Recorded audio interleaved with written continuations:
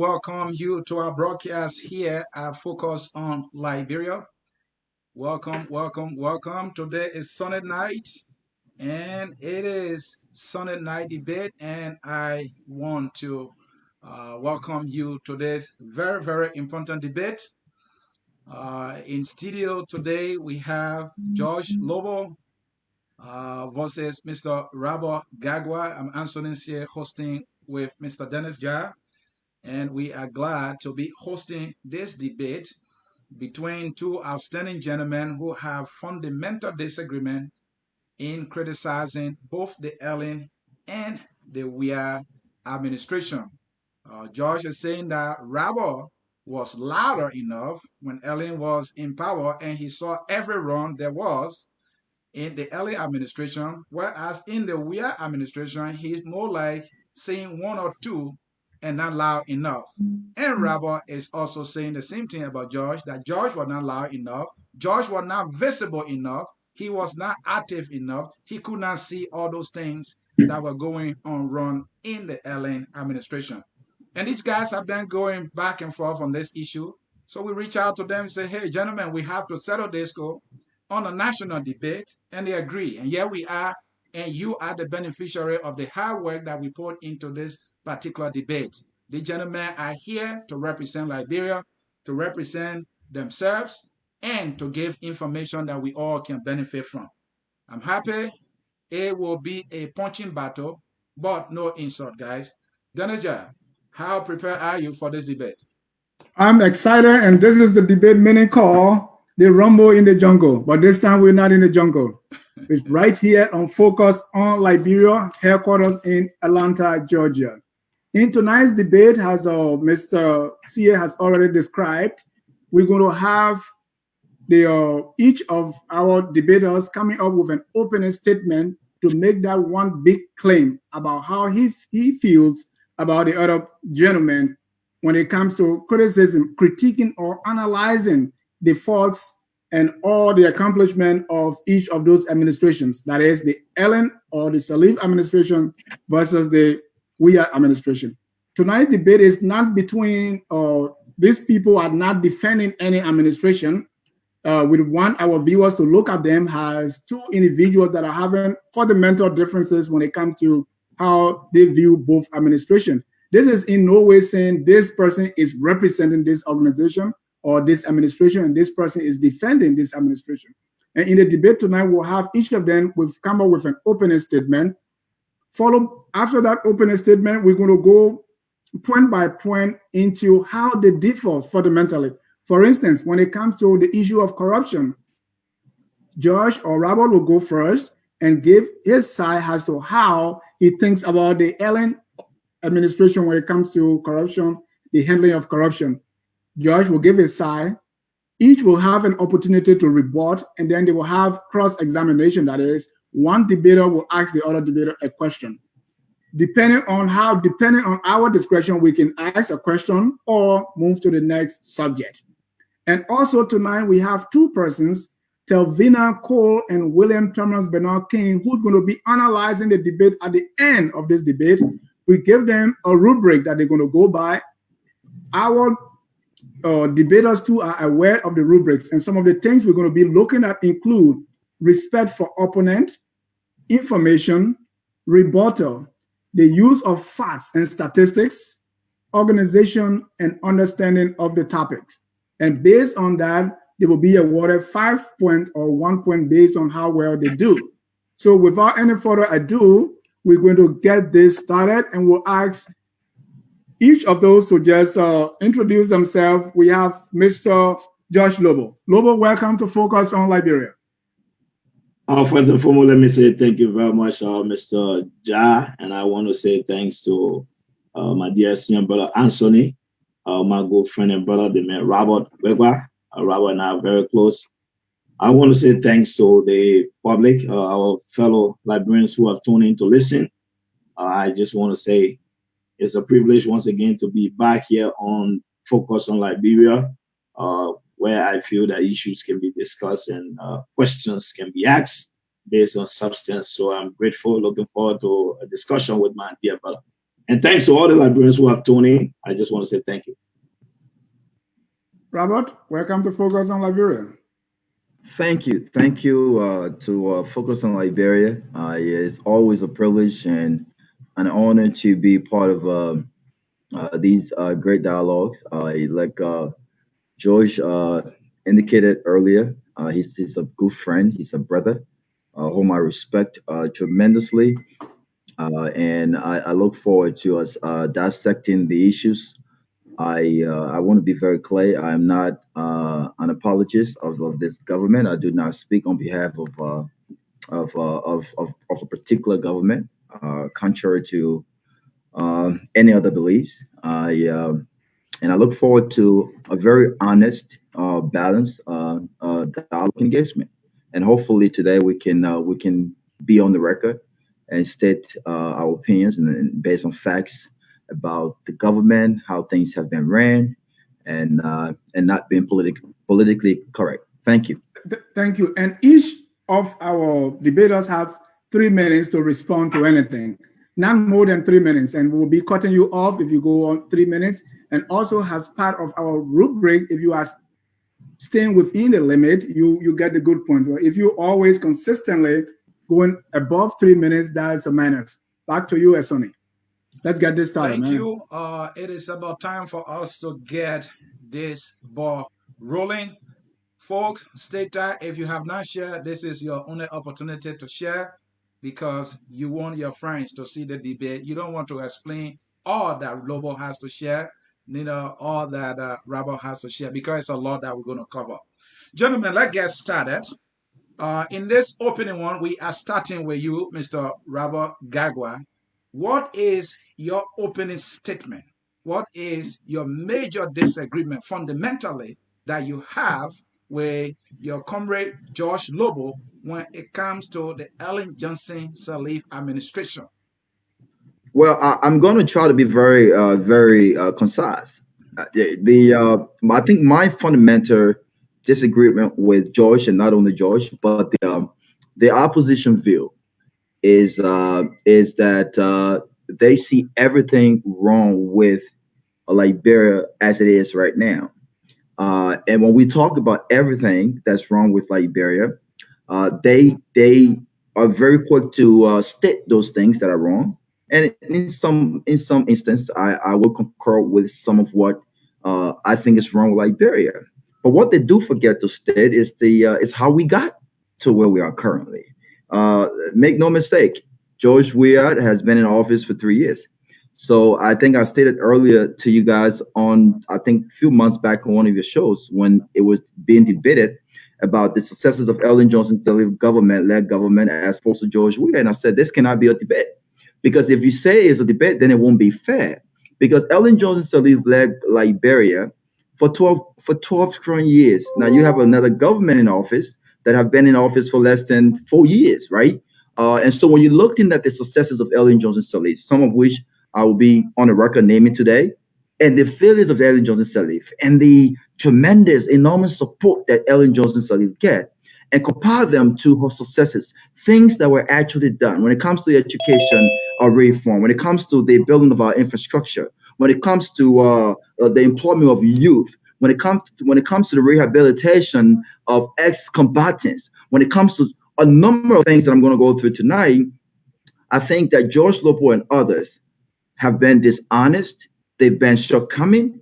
They have not really stated the facts about the role the government they supported all these years have the role that they play in the mess that is Liberia today. And I want us to dissect these things very honestly without actually being personal, without being sensitive, and just speak on the facts. And so my major disagreement with George Lobo and others from the other side of government is that now we must blame everything on a government that's in office right now and disregard the role of a government which I think was a huge failure, the role that they play in 12 years. And I strongly disagree with that. Another point I want to make is that in Liberia, the mindset is that you are either pro-government or anti-government. I reject that mindset. I think that mindset breeds a sacrificing, and I think that mindset stifles critical voices. I have chosen Liberia. I don't trust the current government when it comes to certain things about the people. It has been proven, and I don't think that the opposition is the alternative. Thank you. Mr. Lobo, what is your fundamental disagreement with Robert Gagwa on the issues? I think Robert just made it very clear that he stated basically that nothing was done during the previous government, basically to solve some of the problem. And as a result of that, that is one of the major issues we do have. And I'm grateful that the fact that my brother Robert has said that he would definitely love to talk about where we began from. So I hope tonight that his recollection of the history will also be as far as 2006, so that way we can give the Liberian people an actual picture of what both governments inherited and what they did. Even over the course of 3 years, even if I will discuss the government for 3 years, I hope that is what he will do. On the issue of infrastructure, educational reform, financial, fiscal, monetary reforms that he talked about, youth empowerment, he talked about the educational sector. What I'm hoping to do tonight is to be able to point at the transformation, the enormous amount of investment we made in bringing Liberia from what it was in 2006. Even when it comes to the healthcare sector, I intend to use this night, hopefully, to be an eye-opener for my dear friend and brother Robert. Another thing I've been very, very clear. Robert have been constantly on the records. During the Ellen Johnson Sirleaf time, during the UP government, he was a strong critic of the government. He was very good at pointing out all the wrongdoings. But what I have not seen from Robert since the coming of George Weah to power, Robert have lost his pen. It's, like I always say, Robert have lost his dictionary. And I'm hoping we find it tonight so that Robert can go back to the same book he used to use when critiquing government.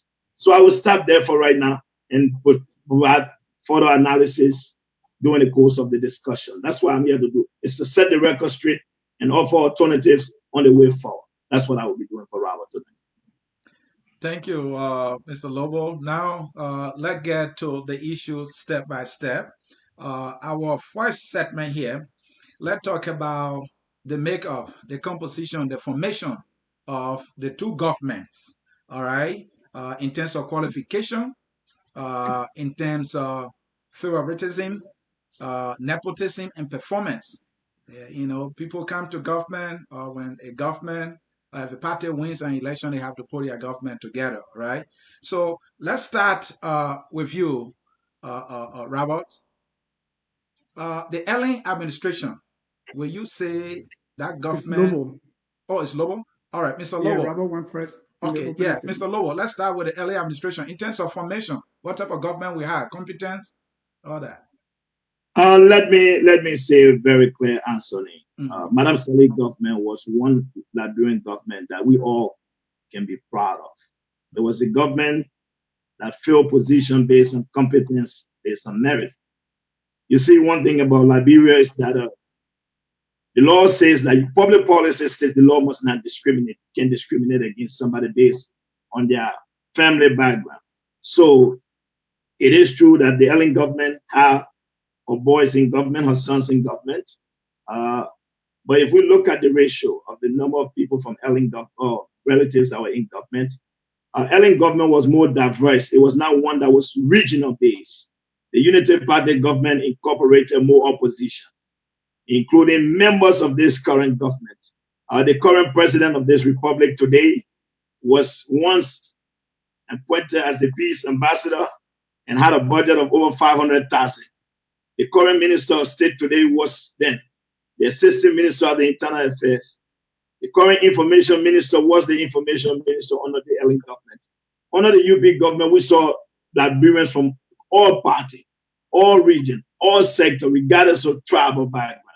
We saw people from the MPP, or we saw people from the NDPL. So competence was the most interesting thing about the Unity Party.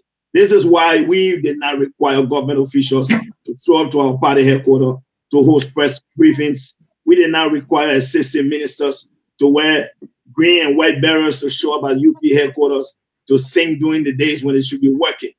I would say this to all of us.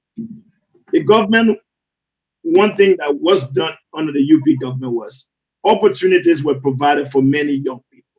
Many young people were given the privilege to serve, from assistant minister, deputy minister, director positions. Opportunity for advancement was provided by the UP government. And if what we see today, Mr. My dear brother Anthony, and that of Mr. Jah, we see something completely different. The only difference between the CDC government, that of the People's Redemption Council, is one was a military ruler and one is a civilian.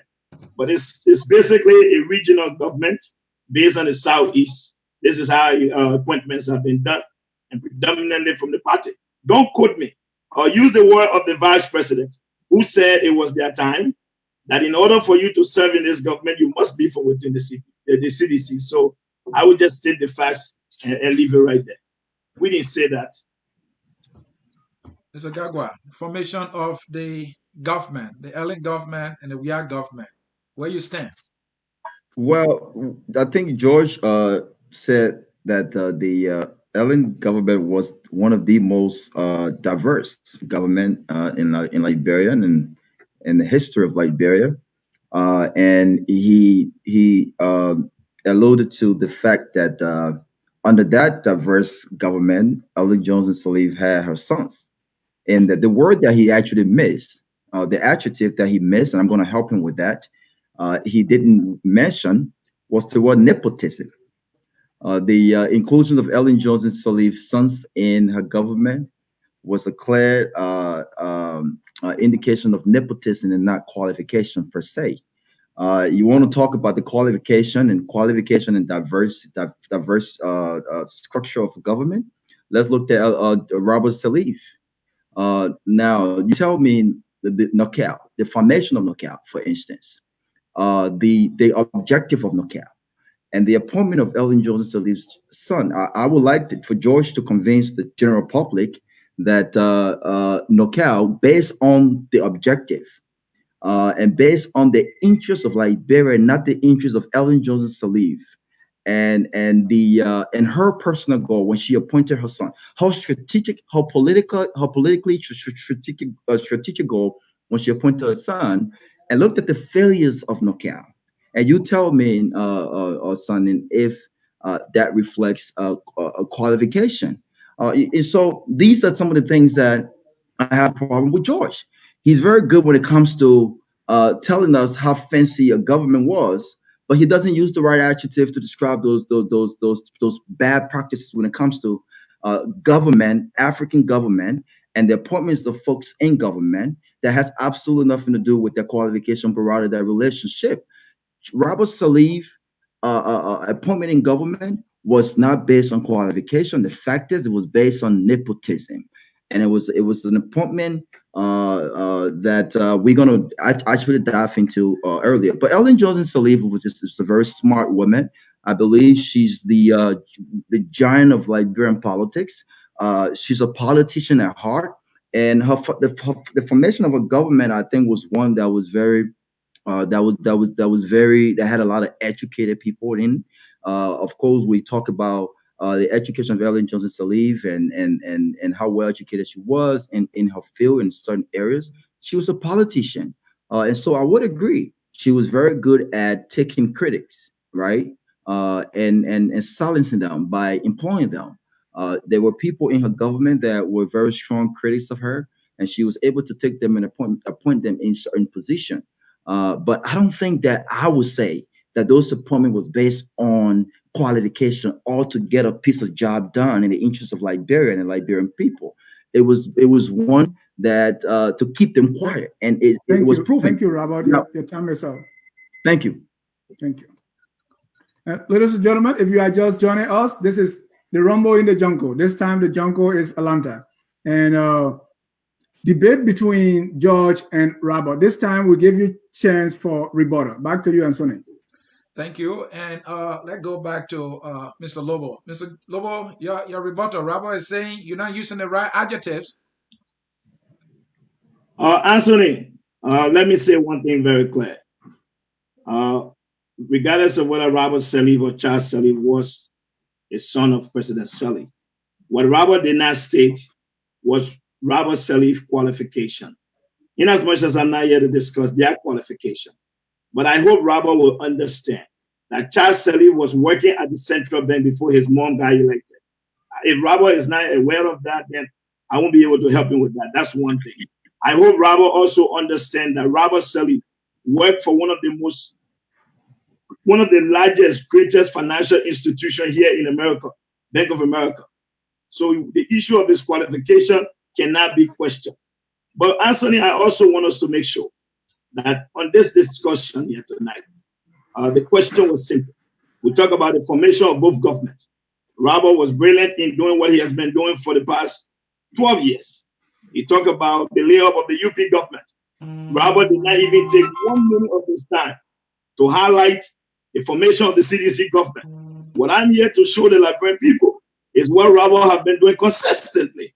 So if Robert will question the Unity Party government, that it was not based on qualification, but Robert did not take the time to highlight the CDC appointments of Jefferson Cody, Mabasi Kaba, Alvin Weah, the list go on and on. That is to tell the Liberian people who Robert is and what he has been doing. And that is why I keep to show. I just told you folks before I came on here that Robert lost his dictionary that he used to use during the UP 12 years since the CDC came to power. And Robert, let me say one thing to you today. It is unfortunate when you say that people who were getting jobs were not based on qualification. That is wrong to Liberians who served in the past regime. Do you want to say that a man like Louis Brown was not qualified? Do you want to say that a man like Milton Tenjo was appointed as superintendent was not qualified? Are you also saying that the current minister of state in the government who served as assistant minister, he was assistant minister in the UP government. In the government today, he is the minister of state. He's not qualified. The man who served as the peace ambassador during the UP government is now the president today. And you are questioning qualification. Are you going to question Dr. King, for former foreign affairs minister? Are you going to question? Look, Rob, I'm not here to go back and forth. Today is not a tutorial. I just wanted to show the Liberian people. The fact that Robert did not even talk about the CDC government and its regional appointment basis, that is to tell the Liberian people who Robert is, and that's what I'm going to do for Robert. I just want to say to my dear brother, as we proceed tonight, I want Robert to be able to stick to the issues, point out both problems in both governments, and I hope to hear that from him now. I hope that I get the same opportunity in the same time that George Loper got, because I think based on my timekeeping, George took about 4 minutes to state what he stated. What he stated. No, he did not. I just didn't have the time to go through the Weah's government. But look, George, I think what this debate will prove is that I'm very balanced and independent guy. I don't see everything wrong with Ellen Johnson Sirleaf. I was a big critic of Ellen Johnson Sirleaf, and my criticism of Ellen Johnson Sirleaf was, I think, deeper than just the normal Liberian politics. Ellen Johnson Sirleaf played an integral role in the destruction of our country, the Civil War. That war led to almost 250 innocent lives lost, an entire generation lost. And so from the get, I didn't think that to move Liberia forward, we had to give the opportunity to fix the country to those who destroyed the country. I had the same opinion when it came to Charles Tiller. But let me go back to the formation of George Weah government, since my friend wants to change the narrative.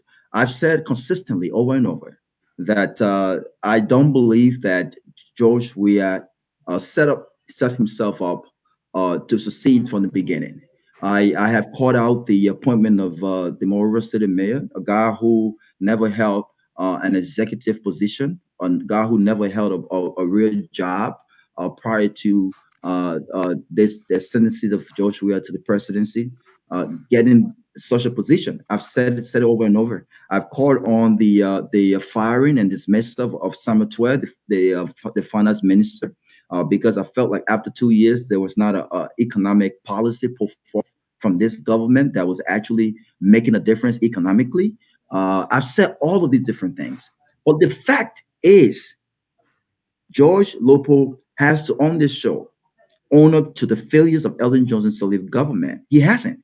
When it comes to education, George has not stated that what his boss stated, that Liberia's education was a mess. When it comes to a host of issues that I hope that we can go through today, he hasn't stated those things. Ellen Johnson Sirleaf received one of the most, if not the most, support from the international community, millions of dollars.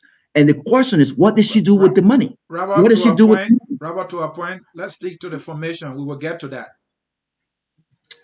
And so I just wanted to say my disagreement with George Weah is very, very clear. And as we go through this show, I'm going to restate where I think this government has failed. I've consistently said that.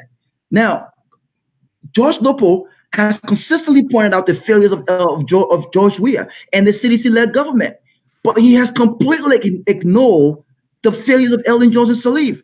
I mean, you cannot just see everything wrong with George Weah and not state the fact that Ellen Johnson Sirleaf has played a role in where Liberia is right now. Matter of fact, she gave us George Weah. And Thank so you. if you supported Ellen Johnson Sirleaf for 12 years and you think Thank there's you. something fundamentally wrong with this government, then you have Thank got you. to be honest enough to say, hey, you know what?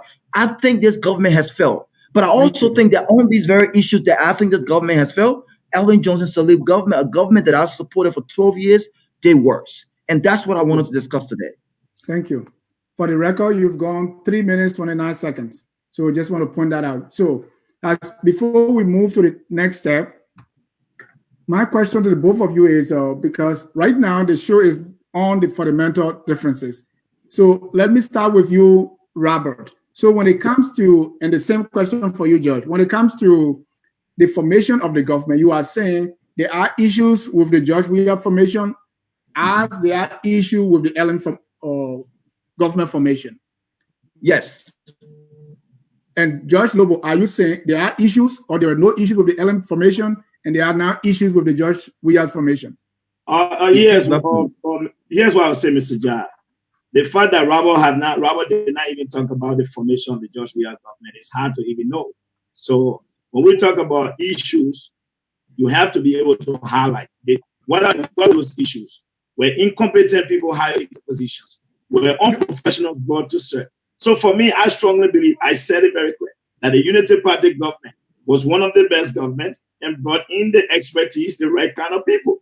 I don't want to go down the list, Dr. Antoinette Sai, I don't want to go down the list. That is what Robert has not been able to do. And I hope, let me say this as we proceed, I hope Robert will stick to the question and understand what the question is. No, George, my question, do you have any problem with the formation and the configuration of the Ellen government? Listen now, my problems are minor. It is obvious, yes, but it's not as major as compared to this government. What is it? What's the problem you have with the Ellen formation? Okay, here's one thing I felt. As a government, right, in as much as her son was competent, all right, I would not have appointed my son in government. But again, if we're speaking based on competence and knowing as a man of who defend the Constitution, the law says in public policy that you must not discriminate on somebody based on sex, religion, or family line. Is he qualified? Can we have that conversation? And one thing, that is my only issue. Other than that, all opposition were given chance to serve in the government, and that is why I appreciate it. And George, before we go to, let me come in. We're not talking about just one family member here, or not just one son. I understand there were two of them or three of them, right? Yeah. And you think that was fair? Yeah, but one was there before his mom got elected, which was at the center bench. So it was uniformed by Robert. Okay, thank you. Then let's come to you, Mr. Gagwa. George Lopo. Look, here is what, and this is the problem with George. The problem with George and others in the opposition is that they find absolutely nothing wrong with Ellen Johnson Sirleaf government, and that baffles me. I mean, look at the facts. Look at the facts. He talks about Charles Sirleaf working in one of the most biggest banking institution in America, Bank of America. Well, guess what? I know a lot of people who works in Bank of America with more economic expertise than Charles Sirleaf. He talks about Charles Sirleaf working in the government prior to Ellen Johnson Sirleaf becoming president. Well, he didn't state the position that Charles Sirleaf worked as opposed to that of when his mother became president. The word, George, you should use is nepotism. And he just admitted that had he been the president, he would not have appointed his sons. And so why can't he just come up and say nepotism was a problem in Ellen Johnson Sirleaf government? He talks about the appointments of qualified Liberians. What he did not mention was the fact that most of those Liberians that were qualified were personal friends of Ellen Johnson Sirleaf. I stated earlier that yes, Ellen Johnson Sirleaf had a great government when it comes to the education, the experience of folks in certain areas. But and my hope is throughout the show, we'll get to the facts. What did those guys actually achieve in the interest of the Liberian people? Look, we had a guy who was well-spoken. In Liberia, people look for well-spoken, eloquent a president. Charles was one of the most eloquent Liberian leaders. I mean, when he spoke, people listened. But what did he achieve? What did he achieve? What did he achieve? Ellen Johnson Sirleaf had a very big government. She had people in strategic areas, including her sons, that achieved absolutely nothing in the interest of the Liberian people. Those are the facts that I want us to address today. He just said that he has very little issues with the Ellen Johnson Sirleaf government. Guess what? There were a lot of issues with the Ellen Johnson Sirleaf government, not just little issue. So these are some of the dishonest remarks and the dishonesty in the opposition in our politics that I think we have to expose today. And Robert, just to be clear, we're talking about the formation, and he said he had minor issue, and that minor issue is her sons being in government. So let's do this, Robert. It is time for questions. What question do you have for George Lobo on the formation of the government? The formation of the government? Yeah. Well, I want George to tell me. He said that Ellen Johnson Sirleaf had one of the most diverse government. Was it diversity in terms of education, or in terms of the number of women that worked in Ellen Johnson Sirleaf government, the number of women she gave opportunities to? Because I think one of the issues that I had was that under the government of Africa's first female president, one would have thought that she would have given opportunity to a lot of young women, and I don't think that she was successful in terms of that. And so maybe George can help me. How many women actually, with the exception of the former finance minister, how many women were actually given the opportunity to work in Ellen Johnson's led government in very big areas as ministers and not necessarily deputies? And do he really honestly think that under the first female president that she really did the best that she could to empower more women? Thank you, George. All right, to answer question. Am I ready? Am I good to speak? Sure. Yeah, go ahead. All right, yeah. So to answer Robert's question, it seemed to me that Robert was not familiar with the UP government. To ask me about how many women work in the government, the foreign affairs minister was a lady. The finance minister was a lady. The minister of commerce was a lady. Robert, I can't go on naming all. We can look. No, please do. Please do. Then when I'm speaking, please let me finish my speech. Robert, when I use the word diverse government means looking at the country geographically balanced, meaning having people from all sectors, from all political background. That is what I mean. Not a government coming to power and giving jobs based on one region. So if that is the question, then I will tell you, let's look at the number of opposition that serve in a unity party government, which I just stated for you, including the current president. The current minister of finance was a consultant in the unity party government.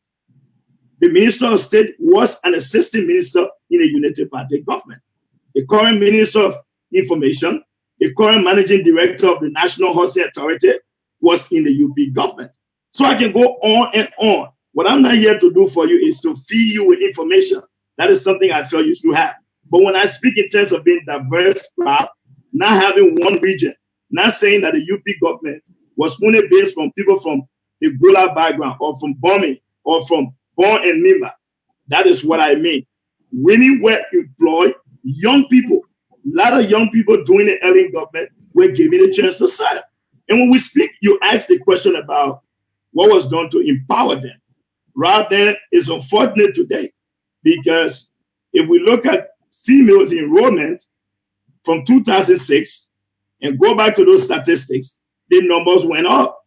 If we look at educational sectors, like you said, let's look at the UP government. How much investment was made? Who moved the University of Liberia so that enrollment went up? Who took their budget to $16 million? You see, we can get into all these nitty gritty. What I try to do is to stick to the issue.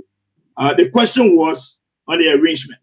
What I will do for you is I will conclude by asking you my question so I can use some of my time just to make it easier for you. Here's what I want you to do. Well, let the host ask the question. You're not the No, host. he can go ahead and ask the question. It's okay. Yeah, you have your chance to ask question, or George. Go ahead. The format, sir. I have when you ask a question, I'm supposed to ask a question. So I knew that.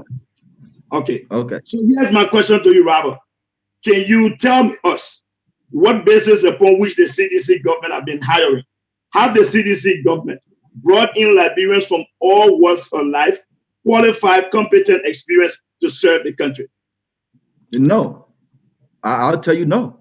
I don't speak on behalf of the government. I think that maybe if you had a sedition up here debating with you, one who just wants to defend a particular government, like you have settled on defending the opposition and defending everything about Ellen Johnson Sirleaf, then they'll tell you yes. You see, I'm a very independent thinker. My thoughts are not controlled by a political party or a political father, because again, like I said, it breeds sacrificing, and I'm not I'm not that kind of guy. So to your question, I will be very straightforward with you, and I'll say no, absolutely not.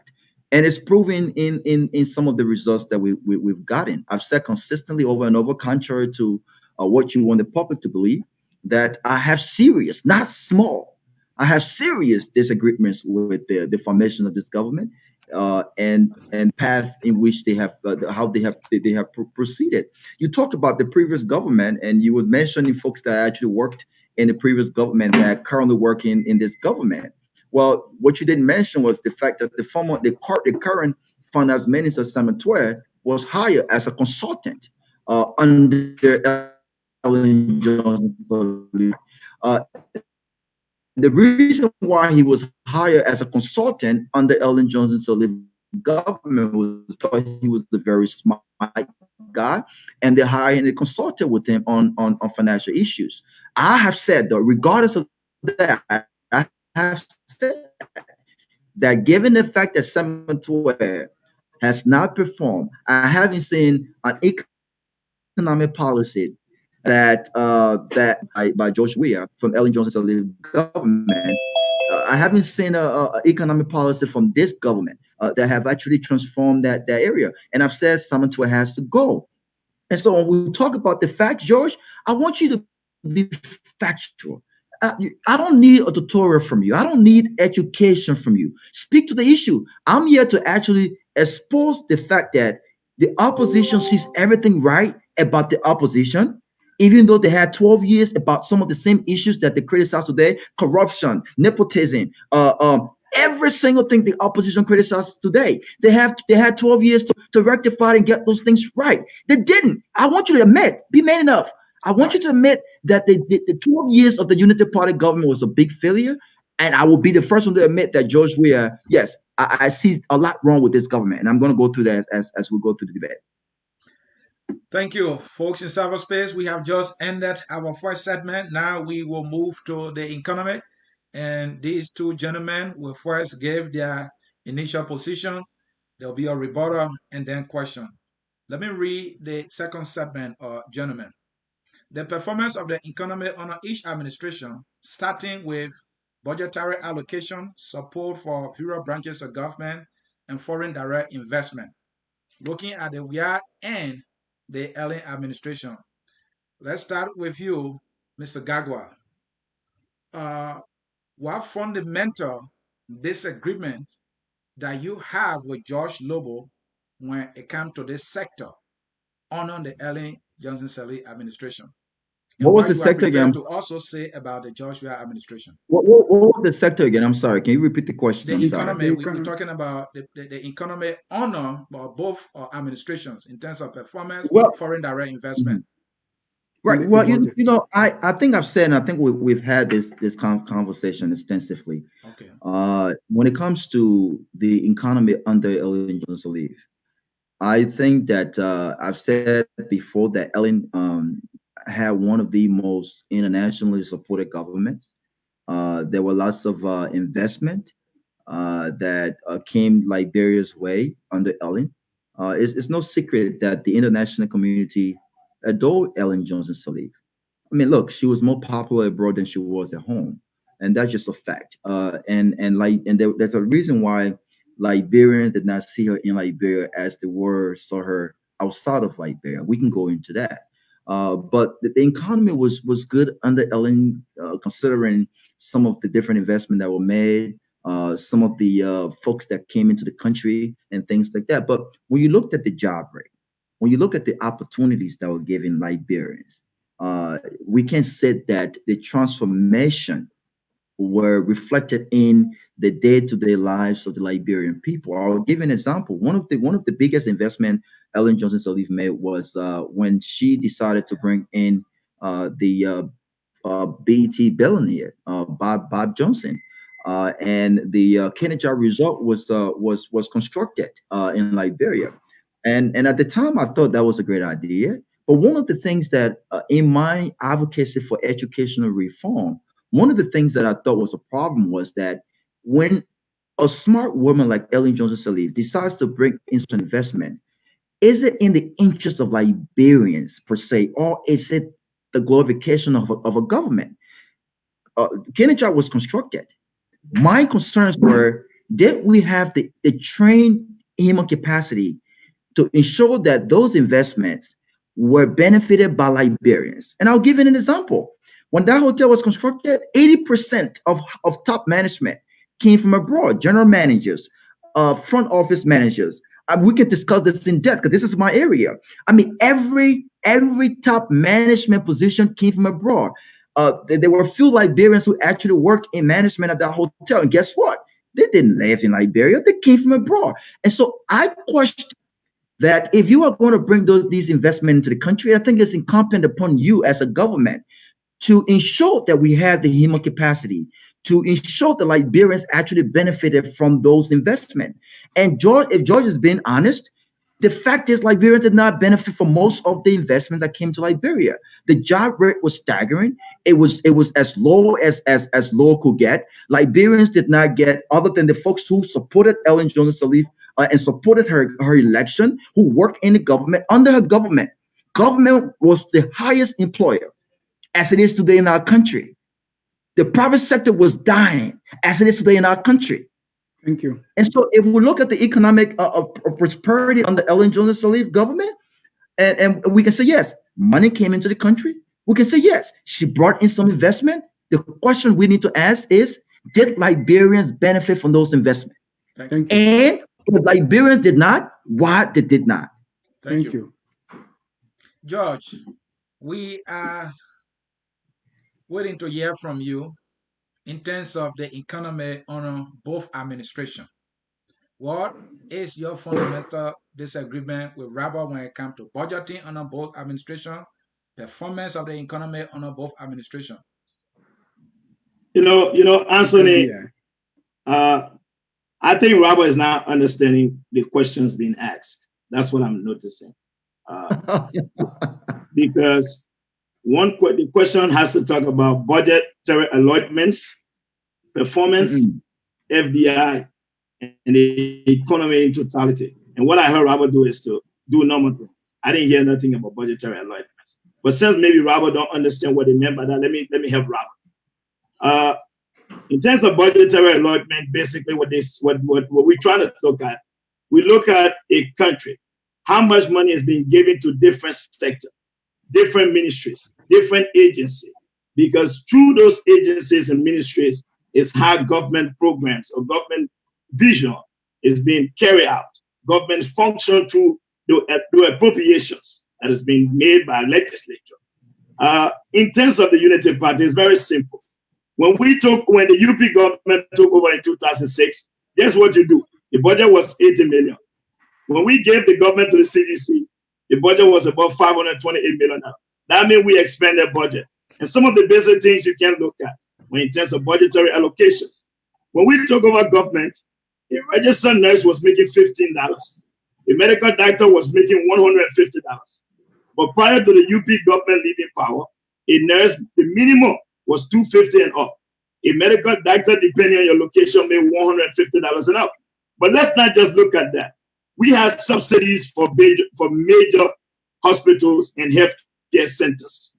We made investments in the educational sector. For example, in terms of budgetary allotments, we allotted $16 million to the University of Liberia. Under this government, for example, Anthony and Dennis, this government cannot even give 50% of the LU allotments in the budget.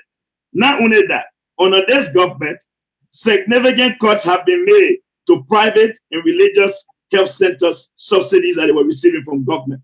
And this thing is not a magic when, it's easy to come out here and think that you just talk. One thing I don't hear when people talk about the money that was coming. And Rob, let me say this to you today. Foreign direct investment is not driven by a name of a president. It is driven based on policy. Because if you understand the economics and the business world, they say the government is responsible to create an enabling environment. So if you believe that money came into the country, that means you are also telling the Liberian people that the Unity Party government instituted economic reforms that guarantee businesses to come to Liberia to invest. That's the first thing. So when you hear FDI, is foreign direct investment.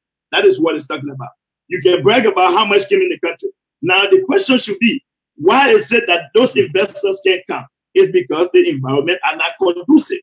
But let's look at budget. Very simple. During the UP government time, we were able to provide our budget on time. According to the law, by April 30th, the draft budget should be up Capitol Hill for legislative perusal. Thank you. Thank you. May I respond, please? Hold on, Robert. We want to give time for a rebuttal, so I want you to start on time. Okay. So you ready for your rebuttal? Shoot. Yes. So look, George. I think George is making. I think he's making himself feel good and that of his followers, because again he continued to say things like, "I don't think Robert understands the question." No, I understand the question. I don't think you understand the question, because again, you are you have a talking point that you're trying to get across, and the talking point will not make your point any stronger. The fact is, I'm not an economic guy. That's your area. I'm not into finance and all those things. The question is the economy in general, and one does not have to be into economics or to be into finance to understand that, given all of the different investment that came into the country, you talk about $80 million to $500 million and all the things that you talked about. How did that actually impact the lives of the Liberian people? Did the unemployment rate move? You should answer that question. So save all of the different craziness for someone else who you can play that with, not me. The economy under Ellen Johnson Sirleaf did not move. Liberians did not benefit from all of what you just mentioned. None of that had absolutely nothing. You were talking about policy, economic policy. Need me a single economic policy that actually benefited the Liberian people? None whatsoever. The unemployment rate did not move. The youth in Liberia, as it is today, still did not get employed by a single economic policy that created jobs in Liberia. So cut all of this stuff up. I don't need your lecture. I need you to speak to the facts. After all of what you talk about, how did that impact the Liberian people, the regular folks, the day-to-day Liberian? How did that impact them? And I think we all know the answer to that question. Mr. Lobo, your rebuttal. Anthony, like I said, this is not a tutorial. Foreign direct investment is not money that goes to government. I think Robert don't get that part. So Robert will first have to understand it, then we'll get far. But let me say this to Robert. Since Robert said I should talk about how the investment impacted Liberia, Then, Robert, I want to ask you, do you understand that Channel Union, the company that was operating the bomb mines, the people that work there, were they Ghanaians or Liberians? Those who work at the Veron plantation, are they Chinese or Japanese? So if we, you see, the thing about it, Robert, is that I want to be very clear for the record. For you to expand a budget, that means the government must be doing well, because a budget consists of expenditure and income. So that means the fact that we were able to take the budget from 80 million to 520 million, that means we were performing exceptionally well. And again, I want to say this, Robert, I can't feed into this argument with you. Foreign direct investment, they are attracted based on the government policy.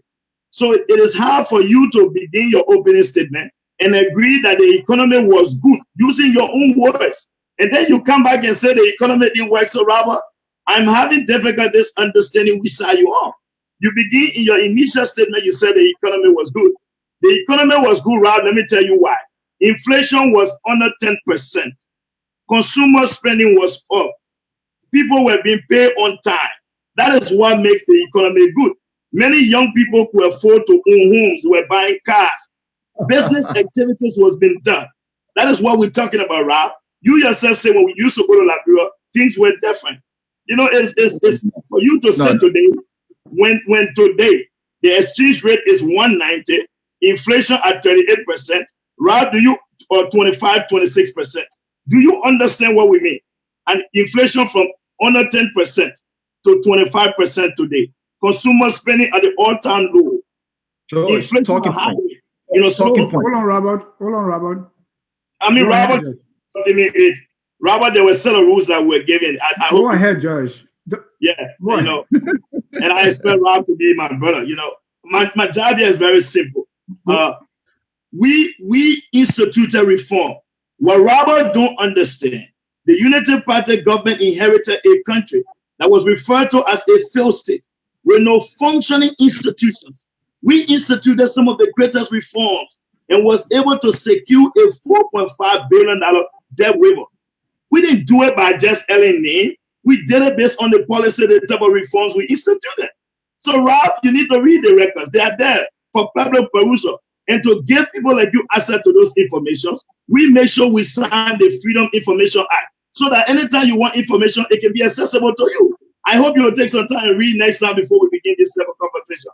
Because right now, I'm understanding your side. Thank you, George. Again, George. Hold on, Robert. And we want to keep the debate very clean.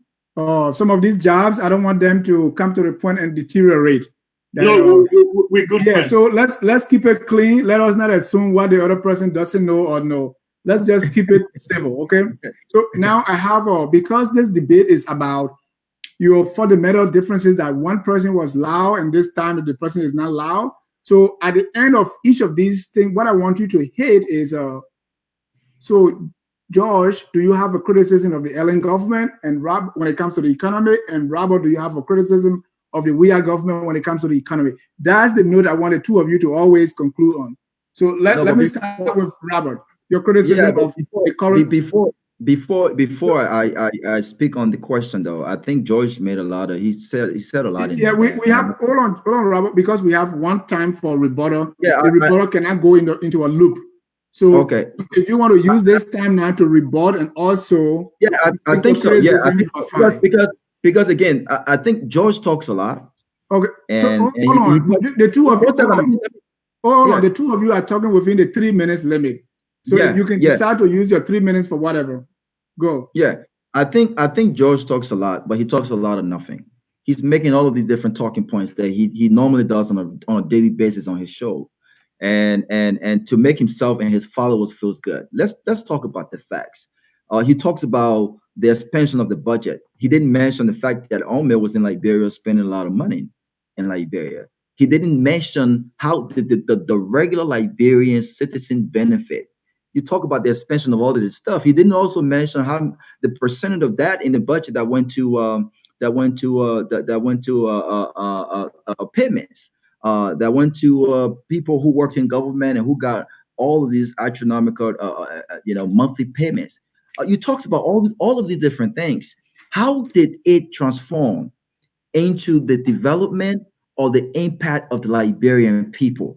That's what I want George to talk about. So all of this yelling and making all of these different jobs and stuff like that, it's not going to help you because George, you know that I'm the wrong guy to even talk that stuff to.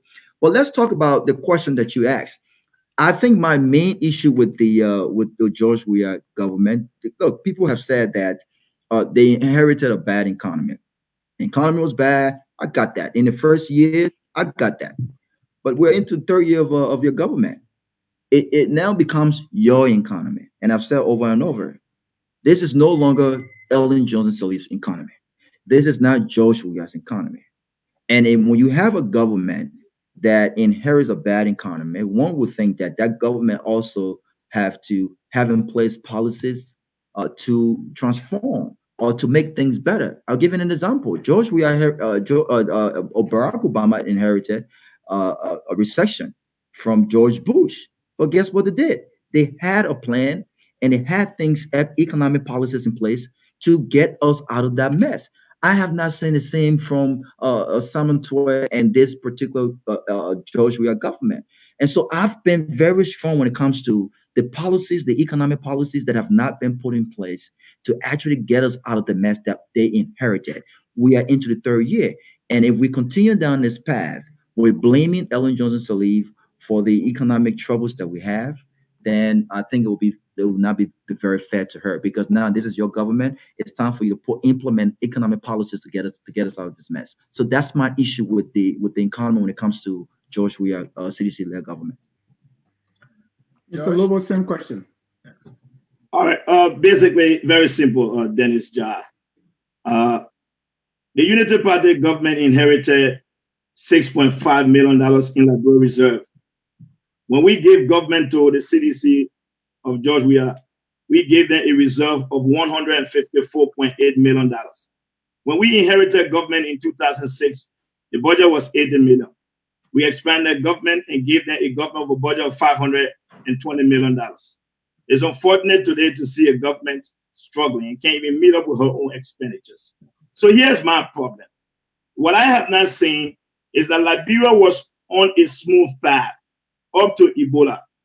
What slowed our economy and our growth was the Ebola of 2014.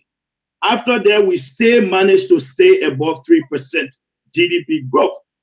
Since this government came to power, I have not seen those economic activities. You know, when you discuss the economy, you must have the stats and have the numbers.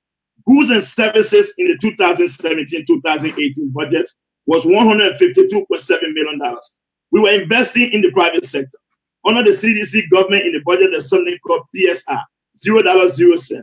What have been done to promote economic activities? What have been done to diversify the economy? So that is my problem. I want to see this government diversify the economy, create opportunity to increase the revenue envelope, in as much as you have not instituted wasteful spending cuts, and this government have not been responsible. The government lacks the ability to implement fiscal and monetary policy reform. As a result of that, our economy is bleeding. We have a Minister of Finance who cannot even meet the Public Finance Management Act to submit a budget on time. Up to now, the Ministry of Finance is yet to submit a budget. That in itself is completely unprofessional, unethical. So my point is the government doing the right thing and having the professional people to deliver for our country. That is my issue with the CDC government. And that was not a case with the UP government. So those are the issues that I like to raise. So let someone prove me wrong that the CDC government instituted reforms. That is what I want to hear. So the question is, do you have any criticism of the Ellen government? Yes, he doesn't. He doesn't. Yes, I've always said it. I repeat it. Go ahead. Income inequality. What do I mean by that? When I talk about income inequality, I strongly feel that given the cost of living in Liberia, that a minister, a lawmaker should not make above 7,000, while a nurse make 250. But again, those were issues that I have problem with. If I could change, I would have done more. Those are the issues I have. And there were some areas, some sectors that people work in that if I could change, some people would not have gone there. But it is always normal. Every government will have challenges here and there. But the good is always the bar. That is the problem. George, Thank you. George, hold on, Dennis. George, let me jump in. And I think this is where Robert is having problem with you. You just Exactly. identified a problem that you describe as income inequality under the Ellen Johnson Center, but you just went over it smoothly. You didn't nail it, and that's where No, Robert is no, no, having no. issue with you. What's your response? No, Anthony, Yeah. let me say this to you, right? Let me say this to you. Mhm. Let me say this to you, right? Mhm. If you want us to discuss it, right? Right. For example, I use a nurse. Mhm. Now, let us not forget, Mhm. this same nurse was making $15 when Ellen came to power. Right. Under the same Ellen, she made $250. So, but I felt that we still could give her more. That was my point. So it's not to say nothing was done. A doctor who was making 150 makes $1,050. Look at the increment. The lead 77 was making $800 now make $110. I still felt we still could do more. That's my point. It doesn't mean nothing was done. Was Thank there you. enough done to minimize the huge salary that was given to the big sharks? Oh, let me tell you very well, Anthony. Let me give you an example. Right. When Gussie Gaffon was finance minister, representative salary was 5,000. But the legislature, we must not forget, set her own budget, right? So those guys did increment gradually. That's what it meant. So that is something that we all need to take on as a national issue. That is my issue. Those are the issues that I have. But again, the reason why. Hold on, Robert. Thank you. We got it. We're going to move to the next. So, ladies and gentlemen, if you are just joining us, this is Focus on Liberia. We are having a rumble in the jungle. This is the debate between George Lobo and Mr. Robert Gagwa, each stating their fundamental differences when it comes to critiquing, analyzing, or criticizing the Ellen Johnson's Salif administration versus the George Manning Weah administration. Now we go to the next topic, which is corruption. So when it comes to the two governments, William, you can still remain, yeah. When it comes to corruption, how each of those administrations dealt with corruption, which has become our nemesis. So I will ask the two of you again. I think it's George will begin this time. What's your fundamental differences when it comes to how the Salif government dealt with corruption compared to how the George Weah government is now dealing with corruption? Thank you very much for that question, Mr. Jah. On the issue of corruption, here's what I have to say. Corruption remains a national challenge for every government around the world, including Liberia. During the European government, it was a problem. But the problem about corruption in Liberia, it just can't be on the basis of speculations. But during the Ellen government, we saw more people being fired for corruption. We saw action being taken against corruption. We can list ministers, Israel Akisayo, Mona C, the former managing director from the airport, Ellen Kokon, who had to leave, the former MPA, but so many other people. We saw people persecuted for corruption during the Ellen government who today are paying restitution. For example, or the lawmaker from district number 15. My point now, when it comes to the CDC government, we have seen no effort being made to even tackle corruption. Now, that is where I have a serious fundamental difference with Rob. I've always said that I strongly believe, even though efforts were made to fighting corruption, but still there were corruption that happened. There were financial mismanagement, even though we can't prove it, because we've seen cases that people all thought would have gone to court, that have gone to court under this government from the previous government. Today, they all have been dismissed. We can go from the defense minister case, so many of them. Now, under this government, where we have an opportunity with facts, where 16 billion of our country money is missing, where 25 million was used for a map-up, and it cannot be accounted for. We did not have these type of cases during the previous government to have seen what would have been done. This case with the 25 million, it is completely clear that mismanagement happened and the money have been unaccounted for. So efforts were made in the previous government, but under this government, there have been no effort. That's all. And that is my issue. Thank you. Right. We're talking Yeah. So corruption look, here. I think George is doing a fantastic job when it comes to his role as an opposition, and this is my problem. As you can see, I'm not here to defend George Weah government. I'm here to, speak on behalf of the Liberian people, and I'm not going to, just like I said to George, if you think I'm not strong on George Weah in my criticism of George Weah only because I don't insult the president in my disagreements, then I would never be strong from your perspective. If George think yelling and performing all of what he's doing will make him the strongest, then I got a news for him because it won't. He talks about there were efforts made under Ellen Johnson Sirleaf, and as opposed to no efforts being made under George Weah.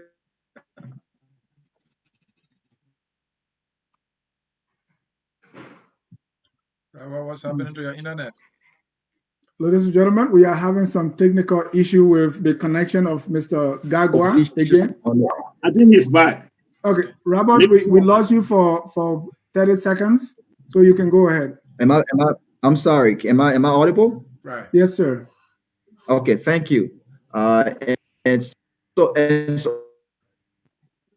I think let me start over because I'm not sure if you guys heard what I said. No, but George was talking a lot about the efforts made under Ellen's government as opposed to George Weah's government.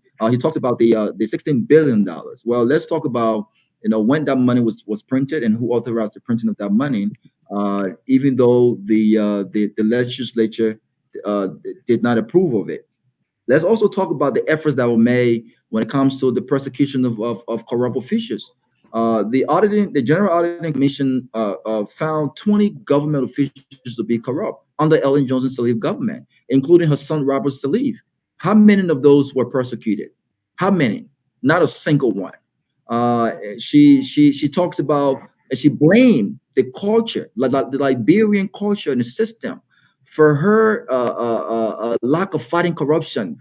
She said, "I would fight corruption. Corruption will be enemy number one." Well, guess what? Corruption became enemy number 100 under Ellen Johnson Sirleaf government. She blamed the Liberian culture. How can you blame the Liberian culture for your inadequacy when it comes to fighting corruption?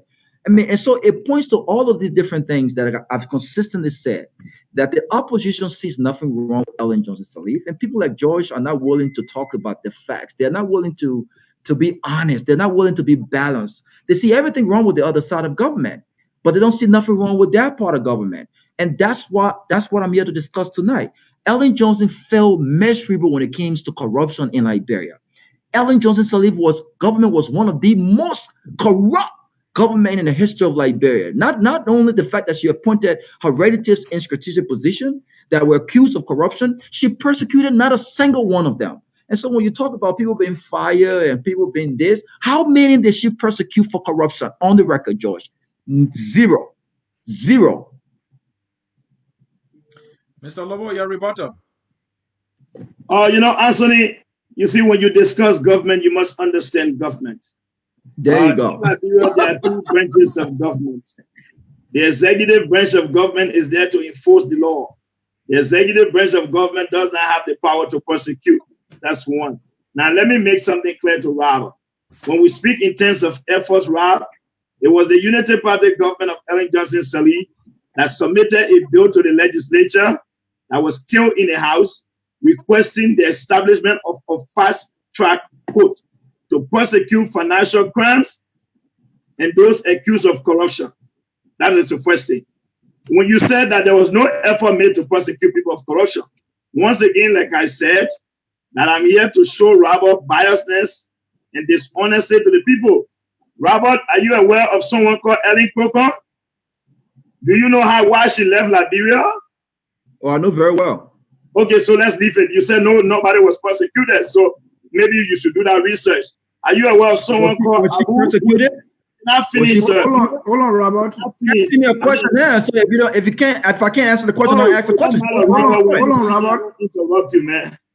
No, but you asked me a question. Yeah, I but thought I I'm was asking you to answer it, Robert. I mean, please. It's just a rhetorical question. I can't help Robert, man. No, I'm sorry. Go ahead. Rob, let me be very clear, man. Uh, do you know Abu Kamara was prosecuted during the UP time and was paying back? And you say nobody was prosecuted? Are you aware of that? The former police deputy director, Munas, from the police station, and so many I can go on. Do you know Israel Akisaya, who's currently in this government, was fired from Noka? I can go on and on. But let me say one thing to you, Ra. You see, for you, you believe that it's all about health. You made a statement here about the government being the most corrupt government. Rob, I hope today, after we leave, you will read what it takes to qualify for a HAPIC debt relief, the requirements. And I hope you will go back and read what qualified Liberia for the MCC Compact grant in 2015 that we secured $257 million for. When you read the requirements, I think that will give you a different perspective. What I don't do is I do not prosecute people in a court of public opinion. I tend to prosecute people based on the facts. Ralph, for you to discuss a government that is notoriously corrupt, in early 12 years, the Unity Party government borrowed $874 million. George Weah have been in power less than 3 years. His government have borrowed over $600 million. I think if you want us to go down there, we can break it down when we get to the other sectors. So we talk about development, and then we can use the money and highlight it. And then based on how much was borrowed, we can be able to talk about corruption. That's how we want to discuss it. So for me to help you for future reference, the PRC government borrowed $1,374 million. That is how much they borrowed over the span of 10 years. When you show me development worth $500 million under the PRC government, I will tell you, say, yeah. Then we can discuss which government was more corrupt. That's how I will leave it. Your question for Robert or Josh? Oh, yes, my question for Robert. I want Robert to name me four government officials under the CDC-led government that have been dismissed for corruption. Look, George, again, I'm not going to get in your game of yelling. It doesn't prove anything. It definitely not doesn't make it as strong as George. You just misrepresented some facts. You said it looks like you ran out of names of the 20 government officials that were accused of corruption, and not a single one was persecuted. To Ellen Cochran, look, you seem to be the guy who have all of the information when it comes to government and facts. Okay. And you still don't understand the truth and the fact that Ellen Crocker was not persecuted. It's just the fact. There's no way you can spin that. Ellen was never persecuted. Are you answering my question, or you just say something different? But allow me to answer your question now. Okay. You're not gonna. You can ask the question, but you can't control my response and my narrative. So relax and let me answer the question. Look, you just misrepresented the fact. And this is my problem with the opposition. You just said to the Liberian people on this broadcast that Ellen Cochran was persecuted. No, she wasn't. It's a fact. She was not persecuted. She left Liberia. She ran away from Liberia when the allegation came up, and the government attempted to extradite her back home, and that was not successful. It was not successful. So there were no efforts made. We know it was all politics. You know the facts. You know the story. So to come here and attempt that Ellen Cochran was persecuted for corruption is highly misleading. Now, when you talk about the effort made on Ellen Johnson Sirleaf government and that of George Weah, again, I think that Ellen fell when it came to fighting corruption, and I also think that George Weah has not lived up to expectations when it comes to his promises of actually fighting corruption. The $16 billion investigation came up. Charles Sirleaf was arrested. Milton Weeks and the others were arrested. And we expected this government to proceed with persecution, and they haven't. Matter of fact, some charges have been dropped. And so I don't, just as much as I don't give Ellen Johnson Sirleaf a B when it comes to her fight against corruption, I definitely won't give George Weah a C when it comes to his attempt to actually fight corruption. Ellen Johnson Sirleaf government has not been audited. I was one of those who said that if you were serious about corruption, George Weah, the first step you take is to audit the previous administration. This government have not done that, and it beholds me. I don't understand why is it that they would not audit the previous government, because again, the word knows. The fact is that they were the most corrupt administration, and I think with an audit, you would discover a lot of different things. I don't understand why they haven't done that. But the difference between myself and George Lopot is that I pick Liberia. My loyalty is to Liberia and to Liberia only. I have no political fathers. I have no political gods. I have no dysfunctional political party to pledge my alliance to. Mine is to Liberia. His is to Unity Party. His is to those who were given the opportunity to serve for 12 years and miserably failed Liberian people. And for some reason now they want to make the case that they are the alternative. That's his loyalty are those two people. He would never admit the failure of Ellen Johnson Sirleaf government or the inadequacy of the CPP. He would never do that. I challenge George Lopot. He would never do that. Thank you, Thank Robert. you. George, can you take that challenge? Is there anything about the Sirleaf government that you can criticize when it comes to corruption? Mr. C, here's a very first thing, Dennis. I asked the man a question, and it's sad that Robert don't answer questions. So I need people who are, I think, like I said from the initial stage, I hope Robert is understanding what I'm saying. I brought Ellen Crocombe as efforts being made. Why she left? She left because under the CDC government, right, if there were no effort, charges were dropped. So what were those charges that were under the UP government that Ellen Crocombe had to flee? If there were no effort, that's what I was trying to show you. My question to Rob again was very simple. I asked Rob to name me 4 government officials that have been fired from this government as a result of corruption, which he failed to do. But let me say this to you. We can't discuss the CPP today. The CPP is a brand new form collaboration. I think it will be premature for us to talk about the CPP. The people have not even come up with their final document binding them together. They just released a draft. So discussing the CPP today, I don't think it will be fair to them. They have not led a country.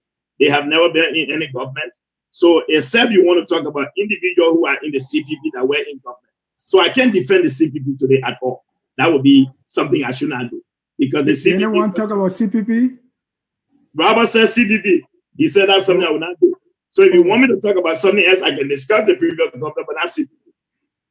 Okay. I think it's clear. I think we can move to the next, Mr. All right. Mr. C. Gentlemen, let's come to development projects. Major one. And after that, the final segment will be social development. We'll talk about education and health mainly, and then we'll talk about crimes, rape and all that. So, but let's come to a development project. We'll be brief on this one so we can spend more time on the social development project, especially education. That's a major piece there. So when it comes to development project, road, building of hospital, other institutions, what major criticism, starting with you again, Robert, that you have with George Lobo? What are the things you felt that could have been done given the enormous support that Ellen Johnson Sirleaf administration received that they could not do, and you didn't hear George Lobo highlighting that? Well, the expectations, I think, when Ellen Johnson Sirleaf took over, I mean, you had a Harvard educated woman. She was loved abroad. She was well connected. And I think that she had a point to prove given her role in the protracted civil war in Liberia. And so the expectation was that we knew that she would have gotten enormous support from the international community. What we didn't know was that she wasn't going to build the institution that Liberia needs to actually strive. I've said over and over that not only do we not have the lack of true political institutions in Liberia, we don't have independently functioning working institutions in Liberia. And I think Ellen failed when it comes to building institutions. I think that she didn't do well when it comes to, we already talked about corruption, when it comes to reforming our education sector. By her own admission that the education sector was a mess. And we can look at the facts when it comes to that. I think that Ellen Johnson Sirleaf did a lot of when it comes to roads. People can talk about she built a number of roads to Liberia, but when it comes to the southeastern and other places outside of Monrovia, there were not a lot done from the ally. I went back home multiple times under Ellen Johnson led government. I can't remember, or from what I saw, the quality roads that were built under Ellen Johnson Sirleaf. And so there were lots of things that she was expected to do, given her experience, given her education, and given the kind of support that she got, that wasn't done. The health sector was a mess, and I think, unfortunately, Ebola was a telling. Ebola actually exposed how bad our health sector was. And so when George talks about all of the different investments and allotment in the budget that was given to these different areas, when it was time to actually see the strength of these institutions, it proved to be felt. And so we can go on and on, but there were lots of things that she didn't do right, given the enormous support that she got from the international community. Thank you. George. So basically, here's what I want to say, answer. It's easy for us to come here and make these statements. The very first thing you want to do when you come to such a discussion table, when you talk in terms of infrastructure or development, you must first and foremost be able to highlight what the circumstances were. How many roads did we have that were paved prior to Ellen in 2006? How much investments were being made by the Judy Grant government to pave roads? Nothing, right? So today I'm not intending to go back and relitigate what was done. I will give out the basic numbers. Under the UP government 12 years, 700 kilometers of roads were paved, renovated, or reconstructed. Under the UP government, after some 20 years, Liberia Hydro was able to be turned on again, which cost a significant amount of money, over $300 million, $265 million if I'm exact, which brought electricity back again to the city.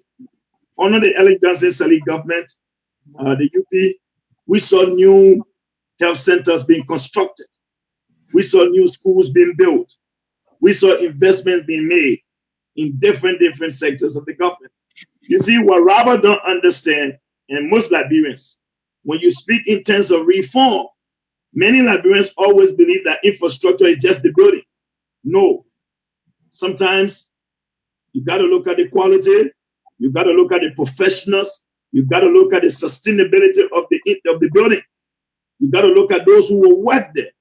So, Rob, when you say nothing was done, most of the areas you talk about, that is not true. Because if a nurse who was making $15, salary was increased to $250, don't you know that compensation is also part of a reform? Don't you know that new hospitals were built? For example, the one in Tapeta, because every city was renovated. You know, he used America as an example. Let me be frank with you. Ebola was a disease that caught the government unaware. In Liberia, we have not had a major outbreak of such situation. In the great United States where you live, Rob, one of the reasons why you've been sitting at home for a while is because of this pandemic. As great as the US is, COVID has kept many of us home. So what are you going to say? That the healthcare sector is terrible? Is bad? Is that your understanding of the word? There are circumstances that come beyond government control. We saw the great America scrambling here and there for PPEs. So what about a country like Liberia that came from 14 years of total destruction, where all its institutions were damaged? Rob, I know you never traveled outside from Monrovia to Ganta, but I will tell you what that road used to look like. I used to travel from Monrovia straight to Yikiba, and I know what the road looks like. And Rob, like I said, thank you. Go back and discuss everything. But what was done, the Liberian people can attest to it, and they know. Thank you. Oh, George. Mr. C, I want us to move to the next segment. Yes. Let's move to the next segment because of time. Yeah, because of time. So, but again, what I want you to, because the crush of the debate is you are when it comes to one government, you are tongue-tied, and when it comes to the other government, you are loud. So, and George has proven that. Always make sure you inject it in there. If you have a criticism of both government, I want to see that. Okay, the next one is on our integrity institutions, like the Anti-Corruption, LACC, the General Auditing Commission, the Good Governance Commission. Tell me whether those institutions are stronger now or weaker now because of the administration, either Ellen or Weah. So let's look at those institutions and see their strength under each of those administrations. What is it that you are fundamentally disagree about when it comes to our integrated institutions? Josh, you go first. Anthony, let me say this real clear. Anthony, Mr. Jai, is very clear. That's what I was referring to. Sierra Leone and Cameroon, they were in the HAPEC initiative. Liberia came and qualified. And by 2010, 2012, Liberia was able to secure a debt waiver, while Cameroon, that had been in the program, could not meet the requirements. Some of the requirements that allow Liberia to qualify for the HAPEC initiative were the establishment of credible institutions that people saw that would enhance accountability and promote transparency.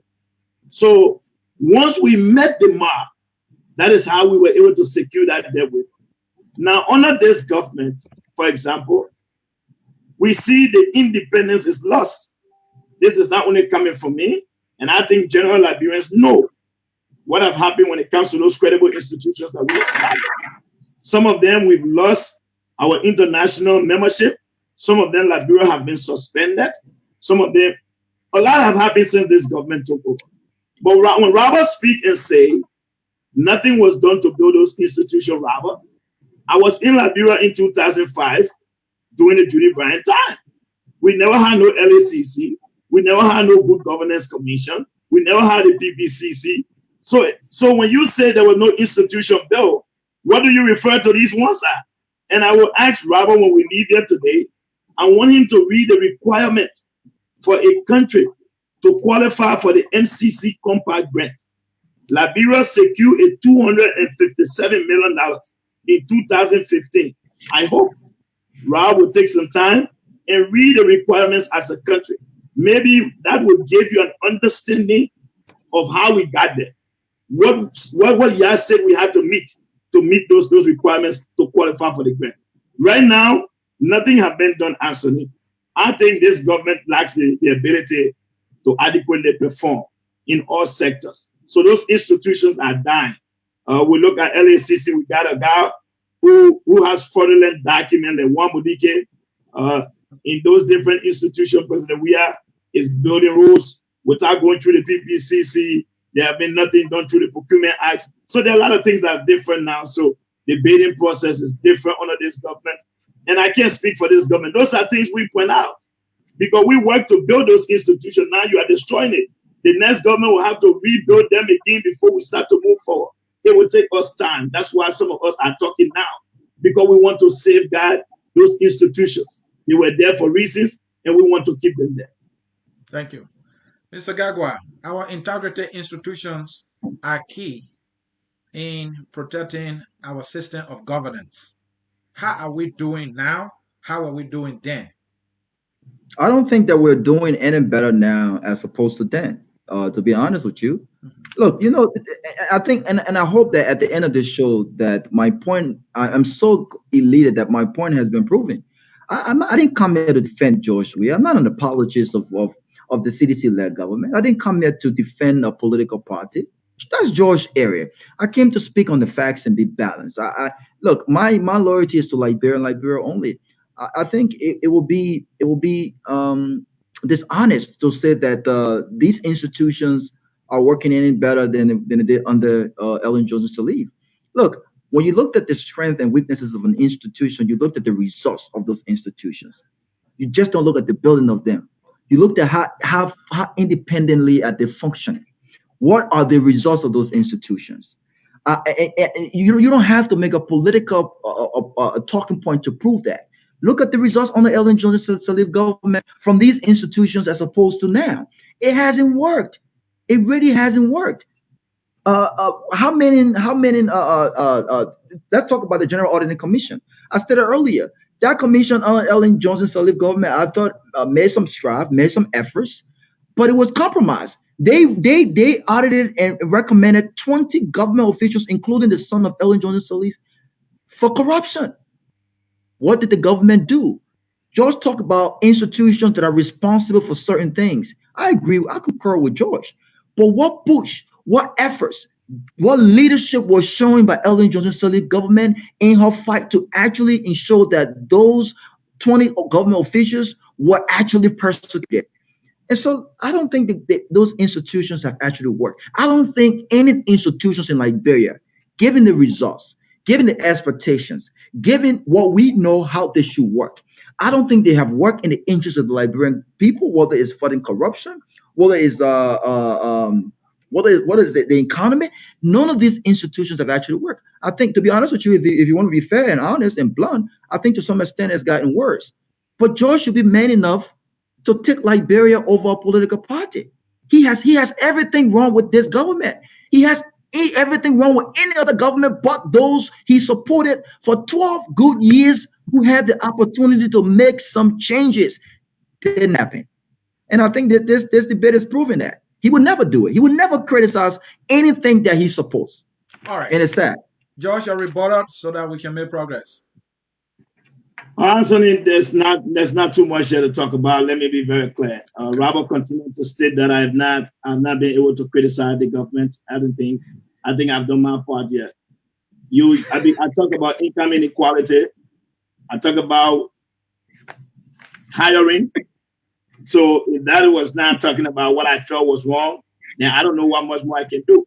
What Rob have not done yet for the Liberian people is to at least be able to tell the Liberian people some of the issues that I raised to Robert. When you want to question a government's credibility or the government integrity, then you look at what the government is doing. How many people trust the government? How many institutions the government have established to promote transparency?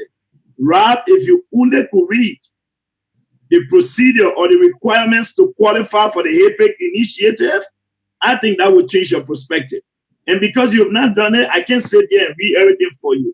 And like I said again, if Rob would take his time and read the requirements to qualify for the MCC Compact Grant, let me help you what the MCC Compact Grant is. The MCC Compact Grant is money that is granted to governments. Let me finish my statement. I asked you a question, you didn't answer. And let me say this, answer it. When Rob is speaking, no, let me be very clear. When Rob is speaking, I'm always listening to Rob. Yeah. But every time I'm speaking, he always try to put up this posture. Rob, we need to be professionals here. I try to give you that respect when I'm speaking. When you're speaking, I don't interrupt. I don't make laughter gesture. Let's be professional. This is an intellectual discussion. I think this is not, we should not be doing that. You're my brother, you're my friend. Let's stick to the issue. Point made, right? George. Let's make progress. Yeah. So, sometimes we need to do some housekeeping. And then we'll move forward. Yeah. So let me just say this. The MCC grant, for example, Anthony, Ellen came to power in 2006. Liberia qualified in 2015 because there were requirements we had to meet. There were benchmarks. And if any Liberian would take their time to go and read some of those requirements, I think some of the speculations or statements being made here will be different. But let me say something today on the issue of institutions, right? This government brought the former defense minister to court, Bernie Samuka, on allegations of corruption. What happened to the case? What happened to that case? Now let's go forward. Robert said, Governor Weeks and Charles Seli cases were dropped. It's unfortunate that Robert didn't read. He didn't understand why the cases were dropped. The cases were dropped simply because the Liberian government had no case. They did not have evidence of any wrongdoing. I can't prosecute government in a court of public opinion. We must prosecute people based on law. And that is the point. That's all I have to say. I'm not here to talk about who wins or wrong. I have made my position clear when it comes to the UP government. I have said I want to move on income inequality. So I've made that clear. Thank you. Again, ladies and gentlemen, this is Focus on Can I report? I didn't have the opportunity to report. You come in. You are okay, I'm sorry. All right. Go ahead, Raul. Go ahead. Yeah, because I don't want to lose my train of thought because George said a lot in that that I think worth responding to. And look, George is a friend and brother and whom I tremendously respect. But I accepted this engagement because I wanted to expose what I've always said, which is the mentality in Liberia that sees everything wrong with the ruling party and nothing wrong with the opposition, right? And so for a government that was in office for 12 years, one would think that George only issues won't be small issues in income and quality. Because like I said earlier, there were no jobs created. I mean, unemployment was zero, zero. And so you can talk about all the different things, but the fact points to the fact is that this government, Ellen Johnson Sirleaf, fell in areas that we expected her to exceed. And so I just want to say that George, I think it comes a time where we have to be honest with ourselves as Liberians. I'm not a economist. I'm not an economist. That's your area, and so I'm not. I didn't come here to debate economic issues with you. I came here to look at the facts when it comes to economic impact under Ellen Johnson Sirleaf government and what this government have done.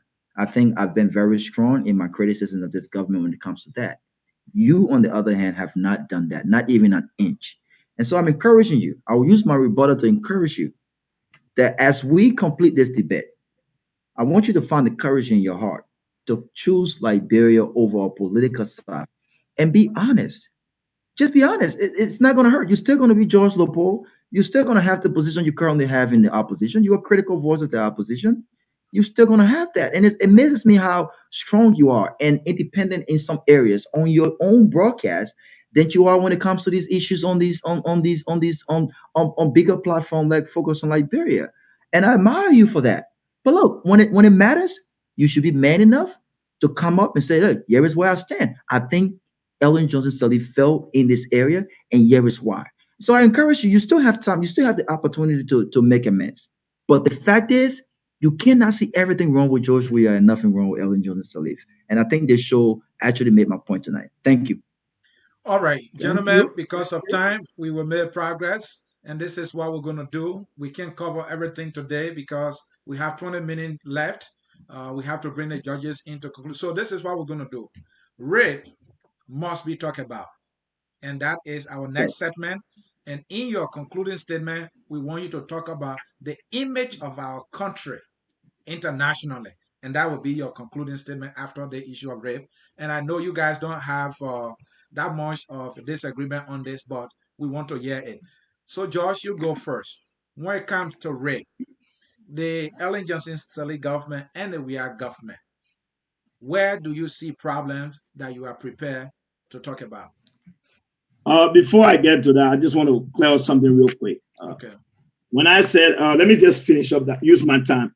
Rob, I said this again. When you use words and say unemployment was zero under Ellen, that means there were nobody unemployed. I hope you understand what you're saying. I name plantations, so I name companies, and you stay using the word and say, if unemployment was zero, they lower the unemployment number, that means people had jobs. So I hope you correct that moving forward. But let me get to the issue of rape. You keep confusing yourself, but let's get to rape, right? Anthony, rape continues to happen in the country, whether under the Ellen government, under this government.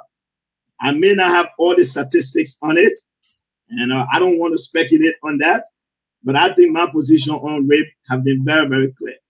I have done some research. I found out that Liberia do have some of the toughest rape laws. I was able to find out that rape is a non-bailable offense in Liberia. But I wanted to push more for a death penalty. But I know that Liberia have committed herself to international treaties that which Liberia cannot execute somebody or cannot seek a death penalty. But I strongly believe that we need some of the harshest, toughest sentence for rape. It is unacceptable. It is wrong. Every child, every female, every girl, young girl, or lady, everyone have the right. I don't think people must take advantage of people because of their position or their connection. That is completely unacceptable, and I'm against rape 100%. If I had my way, I would want us to hang them at 12 noon on South Beach and let it be carried on national TV. But unfortunately, it can't happen. Both governments, I know during Ellington, the gender ministry were pursuing cases. It was tough, but people feel the increment under this government that we're seeing. I hope that more can be done to bring this situation down. I'm not here to go back and forth. It is wrong. It was wrong on Ellen. It is wrong on George. It is unacceptable. That is my position on rape. Thank you. Mr. Gago. Thank you, sir. And I commend George Lopo. This is the very first time in this debate that I've seen him very blunt and speaking like a Liberian, an intellectual Liberian young man who controls his own narrative, and I'm proud of that. But I don't even think his statement was strong enough on rape, because let's look at the facts. These are things that I love to discuss. You talk about the image of our country and rape. Look, I said on your show the last time I was here, and I said that rape can no longer be seen as a family matter in Liberia. And I think we have to be very strong on curtailing rape from our country, because men have no right to violate women, especially kids. The 36-year-old gentleman raped, I think the little girl was 13 years old, and her mother was aware of it. Her mother was aware and attempted to, a matter of fact, cover up to protect the rapist. And so, like I said, I think that those who are complicit in crimes are as guilty as those who committed the crime. And I think that we should treat people, and I'm not blaming women for why men rape, because women has absolutely nothing to do with it. But when we start to send a strong message when it comes to how we handle rape in our country, that if a little girl is violated, and I violate a little girl, my wife or my girlfriend or my family member should not protect me. Because if they attempt to protect me, they are as guilty as I am. Rape should be treated to the letter, per our legal, what the law says on rape. And I think George and I would agree that the death penalty should be what is given for rape, because then it will send a strong message. But let's not just talk about that, because I think George is leaving us some facts. Under the first female president, Ellen Johnson Sirleaf government, under her watch, 50 young girls in Liberia were raped and infected with HIV and AIDS, pregnant. Some were pregnant by the perpetrator, and nothing was done. Nothing was done. In fact, the government attempted to cover it up for this organization who was led by a white woman, and the premise of the organization was to protect young girls from what they were actually brought into. Nothing was done to persecute them, to ensure that people cannot come to our country and take advantage of our children in the name of handouts, in the name of them being poor. That is wrong. Nothing was done. And so when I see George Lopo just cavalierly say, it's wrong, it's wrong, it's wrong, and he don't want to state the fact about what the government didn't do to actually correct the fact or make it better, it proves my point. We can no longer defend our own devils in Liberia just because we are connected either by politics or relationship. When something is wrong, it's wrong. Ellen Johnson Sirleaf government failed those girls and failed the Liberian people, and also presented a wrong image of our country to the international community. Thank you, Robert. And gentlemen, because of time, we don't want to go back and forth. Josh, you okay? Can we get the concluding statement on the image of the country? Yeah. So let's get concluding statement on the image of the country, and then we'll bring in our judges to go to the analysis. Let's start with you, George. The image of Liberia abroad. It will be Robert this time because George started before. Oh, okay. So, okay, yeah. So on the image of the country, and then summarize your fundamental differences. Now we have gone through the issues. I don't know if you are the same way you came or there's anything changed. So at the end, summarize your fundamental difference with the other and where you stand now based on the issues that we have gone through. Robert, you start first. Thank you. Image of the country, where you stand now, and just conclude. Thank you. And look, it's always a privilege to be on these shows, and so to discuss issues that actually matters. And when it comes to the image of our country, I think that there are good things in Liberia. There are good things in Liberia, irrespective of the politics. Because if you looked at social media, even during the Ellen Johnson Sirleaf government and George Weah government, what our politicians and those who support a particular group have done continuously is to present only the negative image of Liberia. It's not to say that things are not negative happening in our country, but there are good things that are happening in our country. When it comes to government and leadership, I think that this administration under George Weah has a lot of work to do to actually lead. This is a small. We have 2 hours. We can go into the nitty gritty and the details of some of what we should be discussing. But I think there's a lot of leadership that are lacking, and we need leadership, and I think they have to do better. But the image of Liberia under Ellen Johnson Sirleaf was no better when it comes to leadership. Leadership is not only how well spoken one is, but the decision one's make, the actions one takes. And I can go on and to prove leaders that have actually exemplified And that. Robert, when we're talking about image, we're talking about respectability. Are we respected, or were we respected then more and Well, the less, question or is, about the same? if we, well, I think that's a pretty good way to put it. I don't know if we're respected now as opposed to then, because everyone knows, even if you supported Ellen Johnson Sirleaf or not, even before she became elected, Ellen Johnson Sirleaf was adored by the international community. And there were decisions. Look, the debt worthiness. I give her credit for that, but it just didn't have. It didn't just have to do with economic policies. It had to do something with Ellen Johnson Sirleaf connection with the international community. Look, there was a reason why Ellen was more popular abroad than she was at home. It's a fact. There's a reason why people in the international community thought that she deserved certain awards, and Liberians thought otherwise. There are facts to these things. And so when it comes to Liberia being more respected, I think it's subjective. It's subjective in the sense that people who see George Weah not having the same education and the same political connection as Ellen Johnson Sirleaf had in an international community will say, well, he's not respected. The way he presents himself, the way he speaks, he's not as eloquent as Ellen Johnson Sirleaf. So people can make form their opinions about Liberia respect in different ways. But my outlook when it comes to respected has to not only do with these things, it has to do with decisions, it has to do with the livelihood of our people, it has to do with our infrastructure, it has to do with leadership. And when it comes to leadership, I don't think Liberia was respected then, and I don't think Liberia is respected now. My hope is that given the fact that George Weah has at least a few more years to go, I hope that he would take the constructive criticisms of those who actually want him to succeed. And I'm one of them.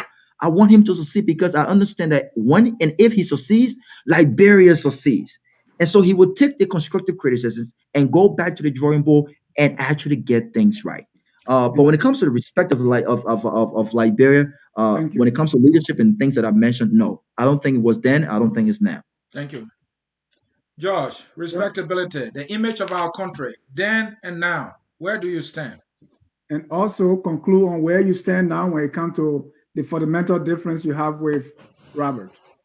I think Robert did a very good job of proving what I said. But in his conclusion, when he said that he don't believe Liberia was respected then, and that is Liberia is not respected now. That is very clear. That's how Robert summarized the debate. Exactly where we started from when I said that during the early time, he was a strong critic of the previous government, and now he has changed from that. The fact that Rob will sit here today and say that $4.5 billion debt was waived, not based on the government's policy, not based on the government's regulations or reform instituted, this is unheard of. I hope the Liberian people will know who Rob is truly, what Rob stands for. That is an indication. Another thing Rob said, that he don't believe Liberia was respected back in the days. That is completely wrong and unacceptable. I think we need to call wrong when we see wrong. Liberia was at the UN General Assembly. We saw Liberia sitting on the table with current German Chancellor Angela Merkel, US President Donald Trump, the Japanese Prime Minister, and several dignitaries.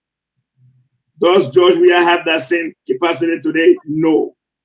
A place that Liberia took on the international stage, we have been replaced by Ghana. And like I said before, Liberia, under the UP government of Ellen, was respected. The reason why investors come to our country It is because of the conducive environment that has been created by the government. And I think we did it. The fact that the government can say we attracted over 10 billion in foreign direct investment is a clear indication that the government was trusted, that the government was well respected. So that argument itself is nothing for us to talk about. The fact that the CDC government is yet to attract even $100 million in foreign direct investment from anywhere, that is to tell us which government was respected or not. But I want to say one thing here today as a Liberian. Some of the reason why some of us come to these platforms is that we understand that government will always encounter challenges. No government will be perfect. But when we look at when we discuss government, we look at all sectors. We look at performance metrics. We look at what has been done in the healthcare, education. There will be areas where government will have problems. But how much of the bad outweighs the good? It's unfortunate today. In Rob's attempt to defend and excuse himself, he used words like, oh, I don't think this government has done a good job, or the government is not doing a good job. But you talk about no employment was created. That in itself is dishonesty. When you have the Channel Union is operating, when you have the Veron Plantation is operating, who were those employees? Are they not Liberians? How do you think we expanded government from $80 million to $520 million? Who were there when we created the GAC, the LACC? Who were working there? Are Chinese or Koreans? This again speaks to what I said before. That Robert in the past was only critical of the Ellen government. Robert did not even state for once about the formation of this government, never answered no question, but always referred to the previous government. And one thing I want Rob to understand, when you elect a new government, you spoke on management. When you come into an organization, Robert, the expectation is you will make it better. It's not for you to come in and begin to state the flaws or the mistake of your predecessor. Thank you, Josh. To make changes. That's We're going to 4 minutes, Josh. All right, thank you. So that's my question. I want Rob to take something. Yeah. Ladies and gentlemen, don't leave yet. The debate has just ended. That is the debates section of the debate is over. Now we're going to bring in our judges. Judges, you can now come on so that they will be able to rate the performance of our panelists, our debaters. They will be able to rate their performances. We want to welcome Tevina Cole as one of the judges for this debate. Where is Mr. William King? Mr. William King, if you are still here, we want to see you. We don't want to waste no time. We have had our audience for almost 2 hours now, 6 minutes to clock, 2 hours exactly, so that we can go into it. At this time, I will turn it over to my partner, Mr. Dennis Jad. Mr. Jad. We want to welcome our judges, and tonight, don't expect win or lose, but we want to get the analysis based on the rubrics that we've given them, and they themselves will come up and analyze for you what they have seen, what were the strong points, what were the weak points of each of our debaters. So, Tevina, you mute. Okay, I think you should unmute yourself. And so, I don't know how you guys decide how to do it, but we turn it over to our judges. Thank you very much. I would let my sister Talvina go first. I would hate to be in a room with Robert debating about the fact that we're respecting our women. So, Robert, as you see, I'll pass on that one. Ladies go first. Talvina, please. I want to. Okay. I wanted to follow, but since you called me out, I'll go. This is a tough one. Okay. Well, it was a good debate overall. I mean, two very strong and brilliant gentlemen. They put a lot of points out there, a lot of notes I took myself. There was respect. If I go, you want me to go one by one, or I can go overall? That'll be fine. We can go one by one. Where you choose okay. to go about it. Okay, so since we're not scoring individually, I'm just going to go that way. I will talk more, specifically to some things. But as far as respect, I think overall there was a mutual respect here. They respected each other. There were times where, people flew off the rail a little bit, but as expected. We're not perfect, but they were able to come back on course. and with by themselves and also by the host. So that's a good thing. As far as information, like I said, a lot of information was put forth on both sides. Some of them were not supported, and I found that disturbing. It's good to throw our data out there, but you have to support it with facts. They were unsubstantiated. I'll speak first to my brother George. I know George is numbers driven like me, but he put a lot of stats out there. I heard he talk about, nurses were making $15 for the beginning. Then towards the end, they made $150, and the doctors were making $150. Then they made $1,005. What I was hoping to hear, or we were hoping to hear, was what year did that happen? Give some specific instances, because to you know all that, but for somebody who's just listening, they must be able to hear these things. Like in 2010, the nurses were making this amount, whatever the criteria, what is the source document at this time, when we took over, what I heard consistently or over time was 12 years. When we took over, it was this. And the same thing where, some instances they started about the roads, about there was building of hospitals, they were building, investment made and all that. But they were unsubstantiated, unsupported. So as you guys go forward, just some takeaways, to just putting more facts in there. So that's for that. Wait, hang on. I'm sorry, guys. I have to... Take your notebooks. Yeah, I gotta go to my notes, and I gotta follow this rubric. Yeah, and same thing with Robert. Robert did not throw numbers or facts out there, and even in a debate, that is important as well. Even though he didn't do it, I think that 1 or 2 times he talked about. Let me go. He didn't throw numbers. I don't remember he talking about numbers or facts or whatever it is. But it's important to bring in facts in a debate or any discussions, because that's what's to put it. Everybody can yell here. Everybody can talk, whatever it is. When you bring in facts and source document, it makes a whole lot of difference. It gets our attention. That people to us, because like, okay, is he just talking? Where can I go and substantiate these things? Where can I go and review what he's saying? Can I just Google it and see? So that I didn't see that coming forth. So just another takeaway from that. So the reporter, they were good on both ends. There were times that it was out of, the questions were not answered like they should have. We'll ask one question and people would just go left, and answer the way they want to answer, or answer it based on the chat line or whatever it is. So I think it's important that we all need to listen in as we're doing this debate and just stick to the point. Answer the question. If it's yes or no or whatever it's asking for, ask for it, and not put anything more than what they're asking for. Whether to appeal to your audience or whatever it is, just stick to the facts. Stick to what you've been asked, most of all. Now, as far as organization, I think both guys were organized. One thing that I took from there was, now as far as the arguments on both ends, Robert, for one person, I don't know if, I don't know this gentleman, whatever it is. I don't know if he's a sympathizer of the government or he's an independent, whatever it is. But one thing I saw was that he even if he was a sympathizer or a member of the leading party, he took some sort of ownership. This government is bad. They're doing this, they're doing this, they're doing this. They need to be addressed. So he pointed out the wrong, even if he was a minister in the government, he pointed out those things that were wrong.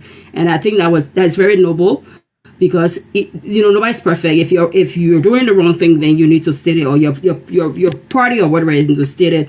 George did point out things about the government, but I didn't see him taking ownership or anything. Yes, I'm not fan of no government.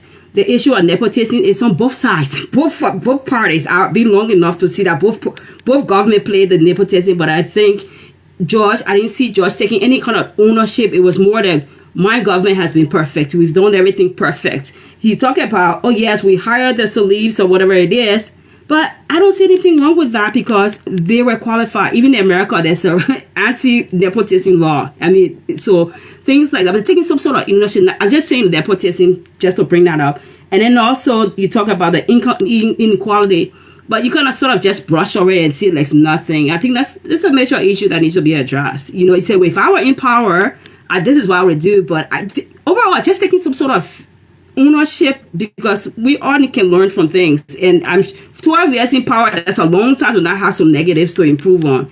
So for me, I mean, that was that. Let me go to the last thing. I'm talking too much. So organization, I think they did well with that. In the topic, I think both guys understood the topic very well. Like I said, the only thing was sometimes you ask a question and they say more than what they've been asked because they have so much information in there. But just lesson learned as going forward, just stick to the issue, and that's what it is. So overall, I think it's a good debate. Nobody won. There's lesson learned for everybody. So thank you, and thank you for the opportunity. This is my first one. Hopefully, I do better next time. I need to be Great scored job. also. So I'm Great really job. thank you. All right. All right, that's the voice of Tavina Code. Now we go to William Thomas Bernard King. And full disclosure, William is part of Focus on Liberia. And to be fair to our judges, we told them just today and give them the rubric today, so they are doing their best. That's why they are not calling out winners and losers. Mr. William King. Thank you very much. And also, just want to add, to be fair to Robert here, for full disclosure, I have spoken on several occasions with George Lobo on some few topics that we both kind of share some similar agreement with Liberia, but I've never spoken with you, Robert. So I just want to kind of put that out there. Thank One you. of Thank you. one of the things from what I noticed in terms of body language, I would say that I think Robert is the chef that's on the cruise ship that you never see him get dirty, but he's doing a lot of work because his body language was very consistent and it was just smooth. It was just one demeanor and so forth. And what I saw from George at times, George gets into this stuff a little bit. So, he speaks with his words and his body language also. So I think that was something that I kind of noticed. There was a couple of times when on the topic of Kendija, on the Kendija, where Robert mentioned certain things, and I think George kind of reacted a certain way. But that was it. So I I think what I like and what I see is just two different mannerisms, but both of the gentlemen were pretty respectful, and it's good to show passion. And I think Robert shows his passion differently. He tries to really hide it. I think all of the studying with how to debate, he really does that very, very well. That's extraordinary. I mean, the guy isn't even breaking a little sweat. I thought George was going to make him sweat a little bit, but so Yeah, my brother, man. yeah, of course. Um, there was something that I did notice in terms of from the information side, uh, and I know that Robert mentioned that he's not an economist, but I still think that for a well-spoken guy like him, I think that he could have provided some very soft numbers, and I think on that end that George came with a lot of good numbers. Although, like Talvina mentioned, he should have stated some of the sources. But if we're just taking those stats and numbers for what they are, I think that we're going to sway in that space with that type of so in the information space, that's something that I saw that was a little bit powerful there. For the rebuttal, I think that Robert's strategy was to focus on our attention on the fact that he's for Liberia, and when he criticizes something, he's apolitical, whether it's seditions or whether it's Unity Party. He just looks at things for what it is. And on that end, I thought that George, he gave George a little something, but I don't know if George used it or not to the full potential, because I thought George was going to give some examples, some hard facts, basically statistics about how maybe Robert during the Unity Party time, he may be constantly, with a certain degree of frequency, maybe critique the Unity Party government, and how now, even with the 2 years of George Weah, although he doesn't agree with certain things, which he did admit to, that maybe the degree of frequency with which he approaches the airways has kind of dwindled down a little bit. So I thought that that was an area, because my understanding what the debate was basically that the frequency that Robert criticizes Unity Party is not as much as CDC. So I think that that was an area where I think George could have scored a little bit more in terms of giving up some numbers, because I think he had some of those numbers. So, but that's just something that I noticed. Lastly, when I go to the use of facts and statistics, look, I think that because of the, maybe you can say, the amount of resources available, maybe that there's a lot of numbers that Mr. Lobo has and so forth. But I think I commend Robert. He didn't fall into that trap of trying to throw out too many numbers. So he stayed really with his strength of the debate, and trying to point to the folks that, George was not arguing on behalf of Liberia, but really just a Unity Party guy. So, I think that that was something that he used to his advantage big time.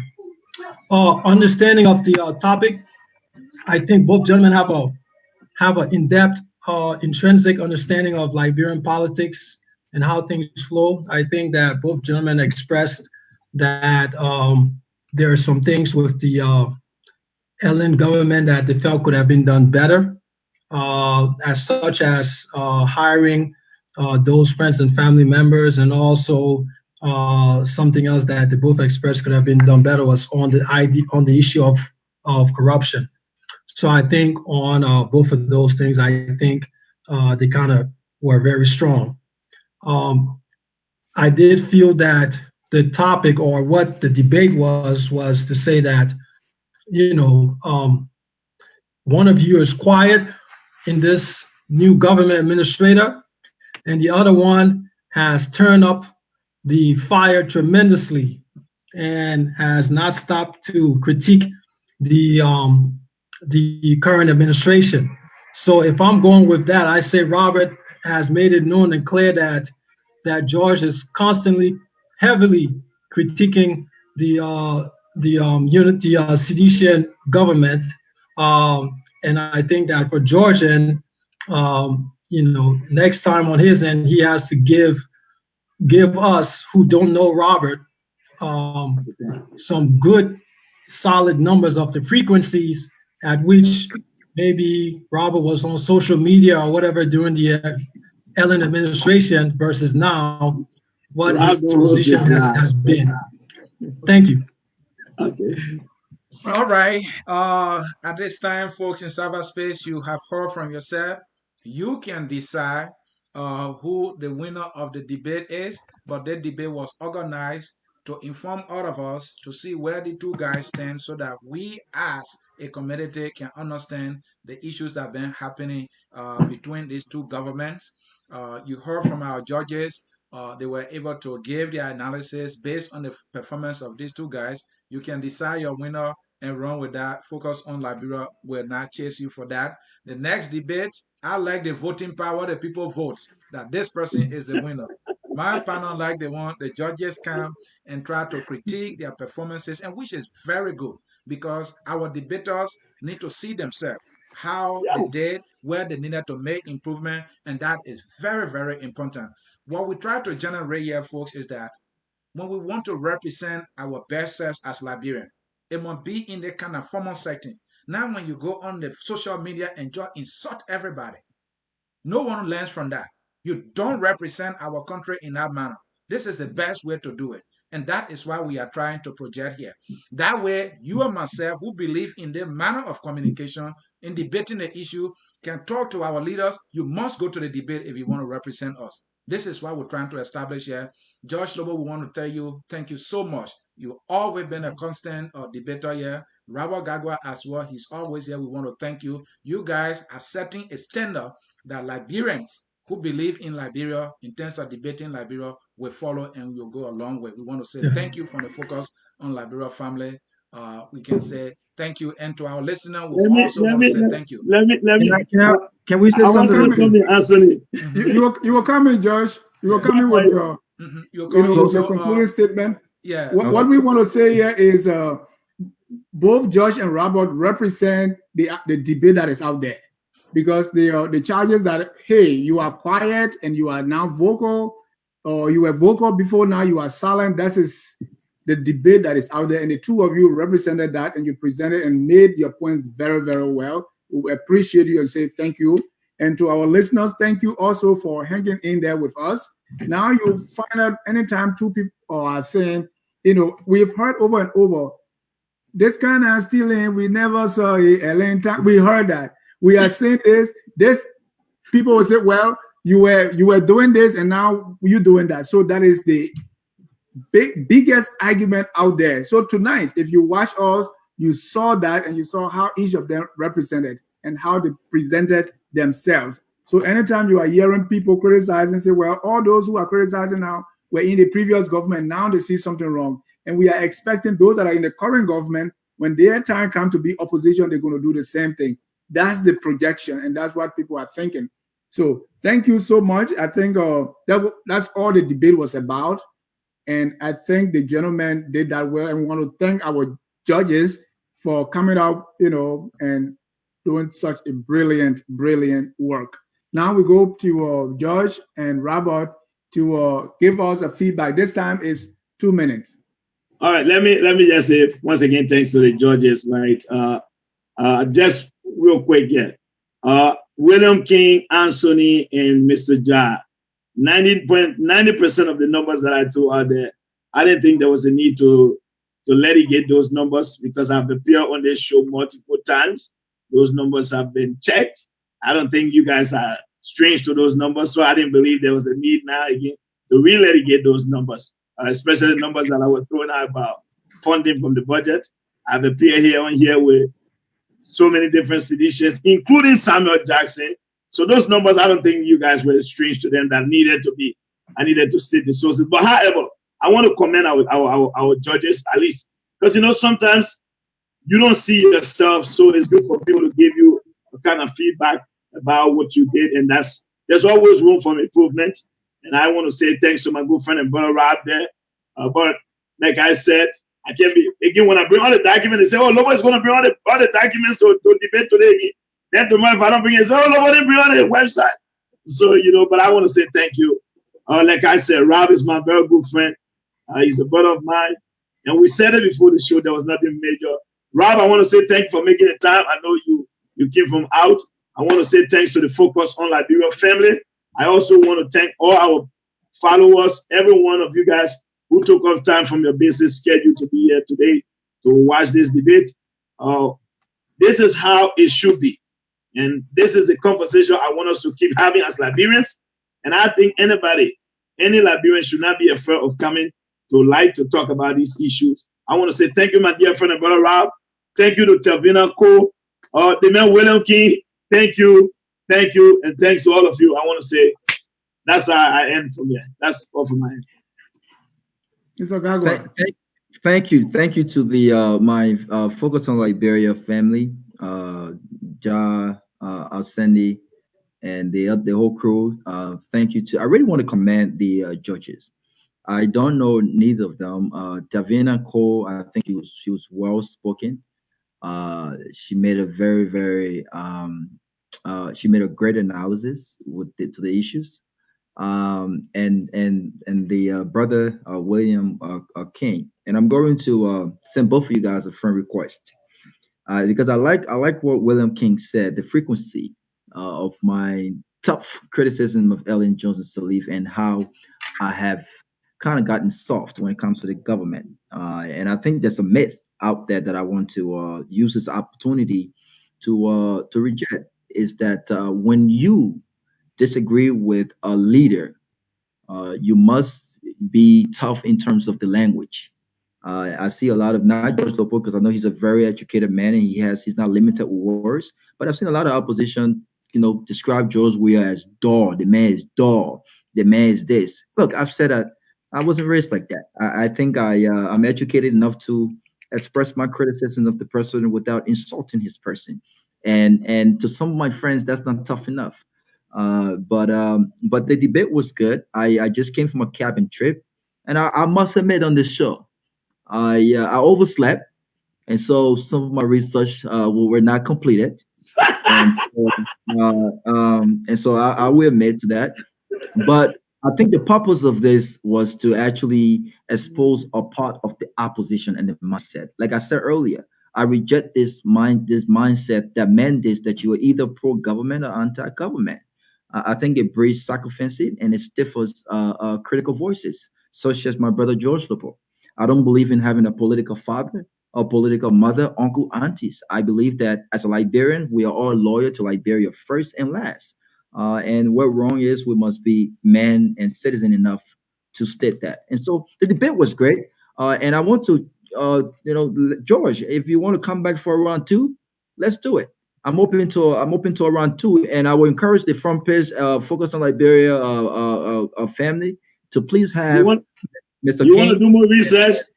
to please have Mr. King and Talina call, because I think they are great Liberians. They spoke well and they spoke unbiased, especially Mr. King, given the fact that he knows Lopo. Like I talk to him all the time. He spoke with Lopo, but he was very, very, very, very unbiased in his No, that's analysis. good. Okay, so And I Rob, let me say this now. Send you pose a challenge. Hold on here. Here's what I want. I think I want another discussion with Desmond Finley involved. I want more other guys with diverse Yeah, background. but Desmond Fenner speak like you. Desmond Fenner support you. Why you wanna? Why you want? You No, want he's two? not You want you two see that? against That's the one? difference. All right, guys. All right, guys. The debate is over. So right now, I've seen some comments on And what. I've Desmond seen Finley some comments. supports Hang on, Desmond Josh. Finley supports me. Yeah, he Hold on, support Josh. you. Hold on, Josh. I've seen some comments on Facebook, and what they are saying is, "Hey, this is not a debate because Robert is not CDC." But gentlemen, it shouldn't be that way. The people, regardless of Robert's position or Global's position, they have fundamental differences, and that's what they came here to talk about. So we don't have to have this black and white before we have a debate. No. No, we don't always have to. You know that. Right. Yes. So the things that they disagree on, those are the things that they discuss here. So thank you again for coming. Thanks to our viewers across the globe. This is to set the stage for other oppositions and pro-government people to come here and debate. Why can't we have Mr. Cummings and Mr. Cummings and President Weah debate here? Or why can't we have the party leaders come here and debate? Molu. Right, Momba Molu and the party chairman and all that. We need that. Why can't we have Mr. DeLong debating maybe Akaros Gray, right here on Focus on Liberia? And to prove to you that we're going to do that, very soon we're going to have a debate between Mr. Joseph Newman Boakai and Alexander Cummings, but it's going to be a mock debate. Stay tuned for that. Oh yeah? We're going to have a mock debate. And nobody should guess who I'll be playing. I'll be playing somebody, and no one can guess that. And the winner to that mock debate will meet President Weah in another mock debate. Oh yeah. Keep yourself right here on Focus on Liberia, and we'll get to you. Yeah, so George, I think George and I have agreed to a second one. Let's but Rob, let me see. They know I'm always available. And let me say, since you want another debate, don't say that, people don't know Rob. People know me because I always have a talk show. So I talk about government. That's why. So it's not because. So that's another thing. That's why people.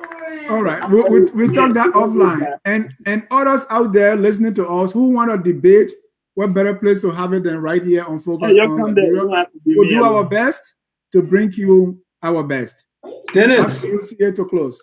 Anthony, we have Anthony. Yes. Yeah. We are closing, but can you please ask George Lobo how long it would take him to take off that tight shirt? My man, I got on tight shirt. Why are you seeing Lobo on? Don't think it'll be tight, my man. Hey, folks, I know. William, we got to close. We have to close. For our folks in cyberspace, this is how we will close. Now, here I focus on Liberia. Thank you for watching. Don't forget that the coronavirus is still around. We are leaving you with this song that said we are all Liberians. I gave him 2 months. Let him do research. Thank you Let for Robert do watching. research We'll for see 2 you months. next time. Bye-bye. Robert, do some research. Man, go play the.